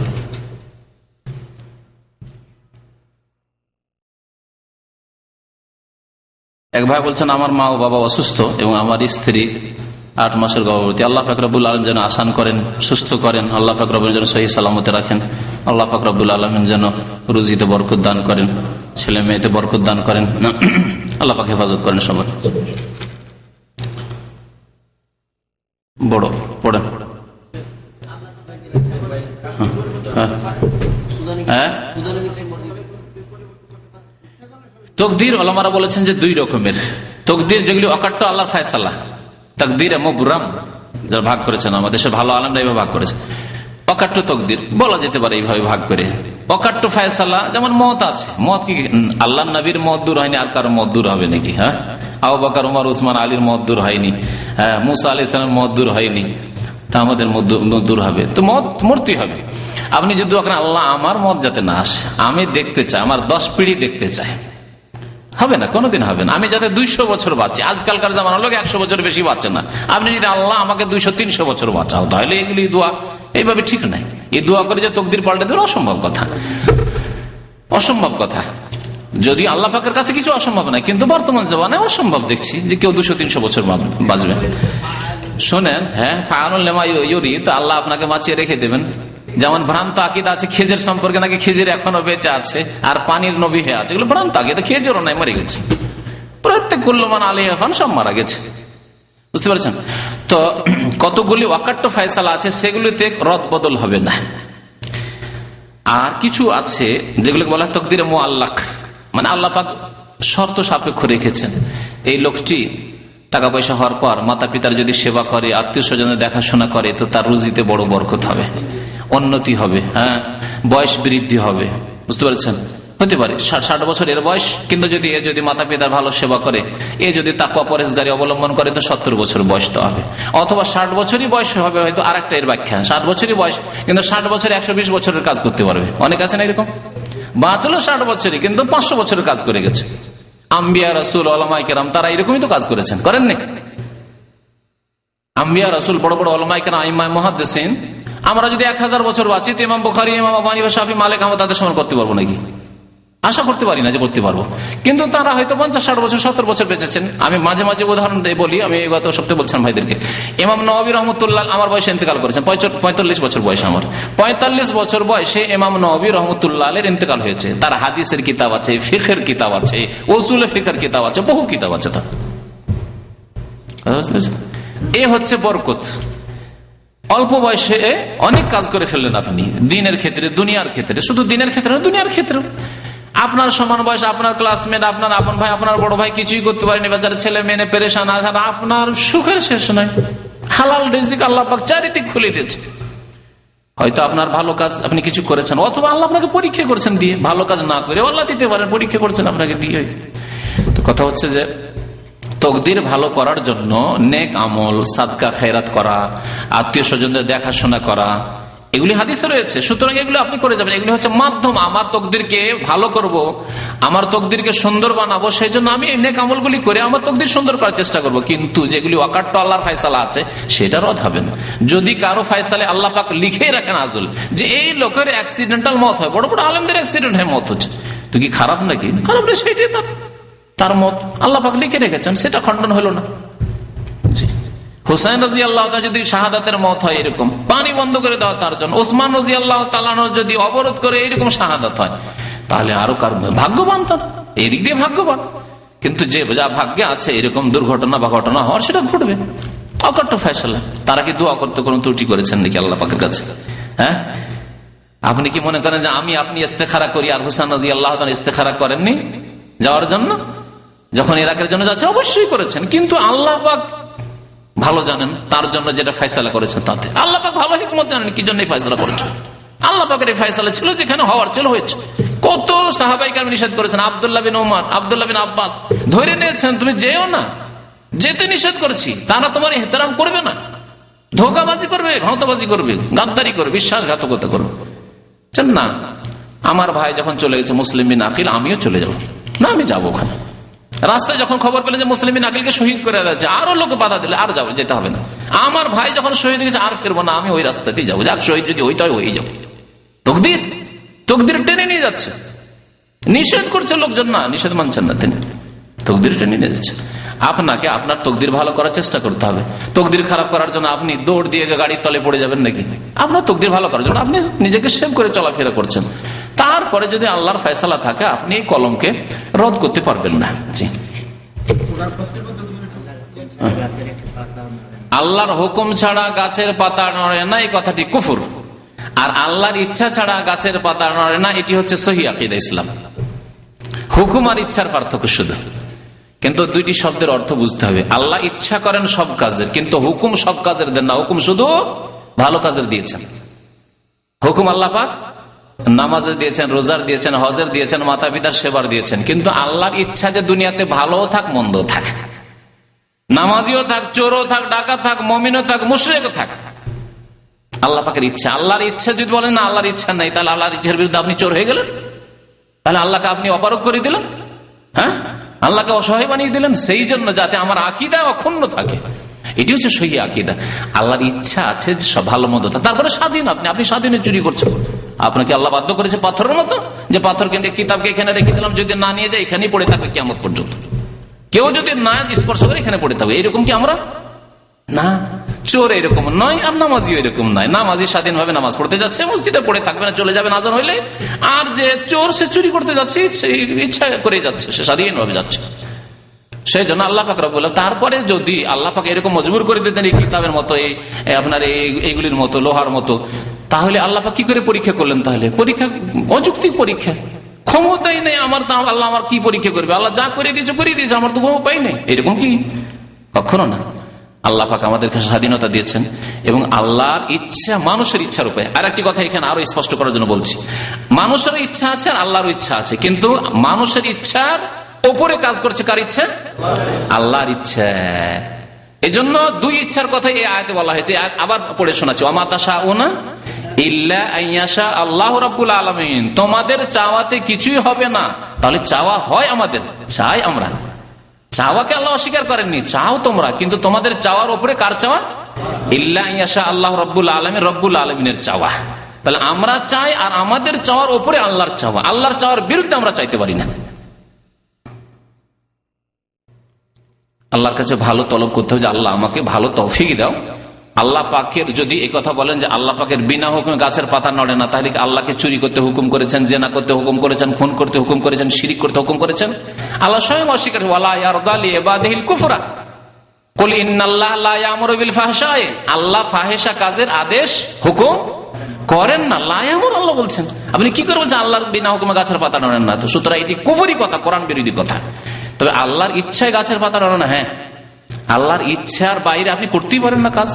আল্লাহ যদি আপনাকে না করতে দেন, চোর চুরি করতে যাচ্ছিল, আর গিয়ে সামনে পুলিশ পড়ে গেল, পালাতে শুরু করলো, চুরি করে ভঙ্গ হয়ে গেল, বুঝছে না?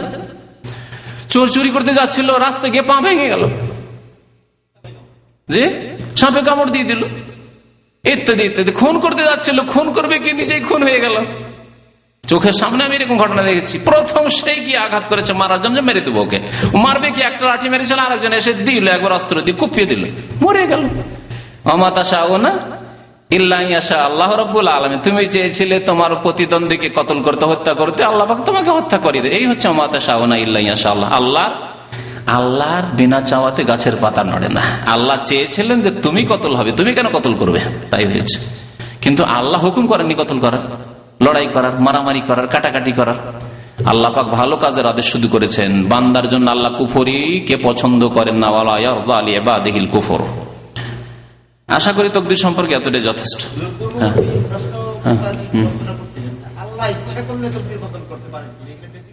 হ্যাঁ, ইচ্ছা করলে বদল করতে পারেন, ইচ্ছা করলে সব বদল করতে পারেন। আল্লাহ সর্বশক্তিমান। আল্লাহর যে 99টি নামের মধ্যে রয়েছে, তার মধ্যে কাদির রয়েছে, সর্বশক্তিমান তিনি।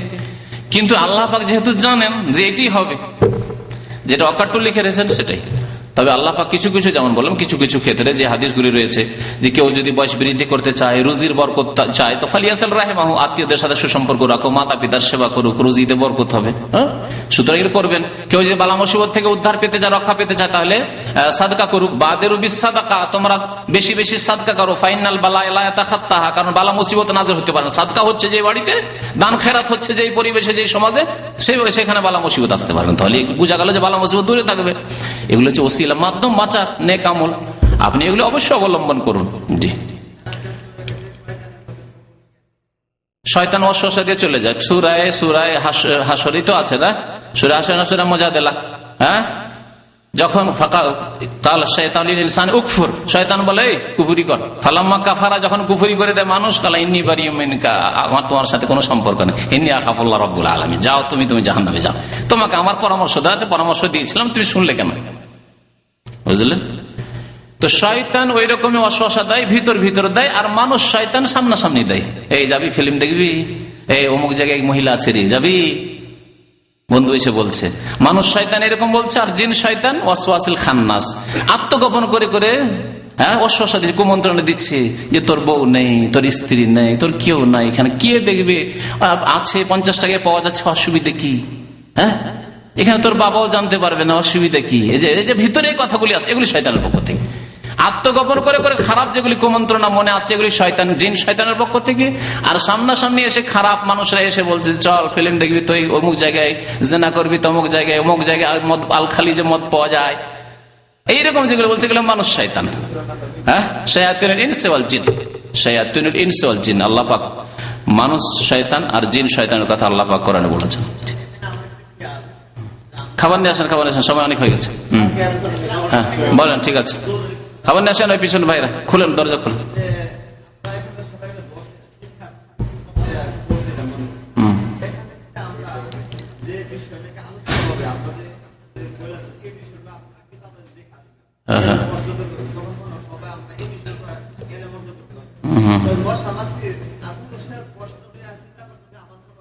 ঠিক ঠিক ঠিক, তার ঠিক অবশ্যই।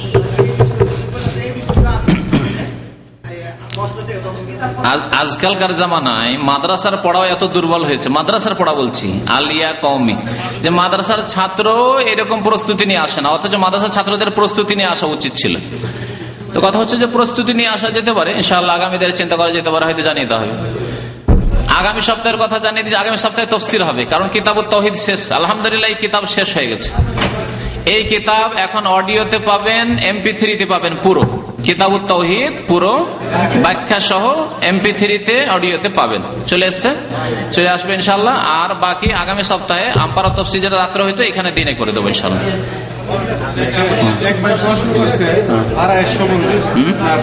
ওনার বাবা মারা যাওয়ার পূর্বে তার এক বোনকে 3 কেদার জমি রেজিস্ট্রি করে দিয়েছিল। ফারাইজের প্রশ্ন ওখানে, ফারাইজের প্রশ্ন, ফারাইজের প্রশ্ন এরকম না, এতে না।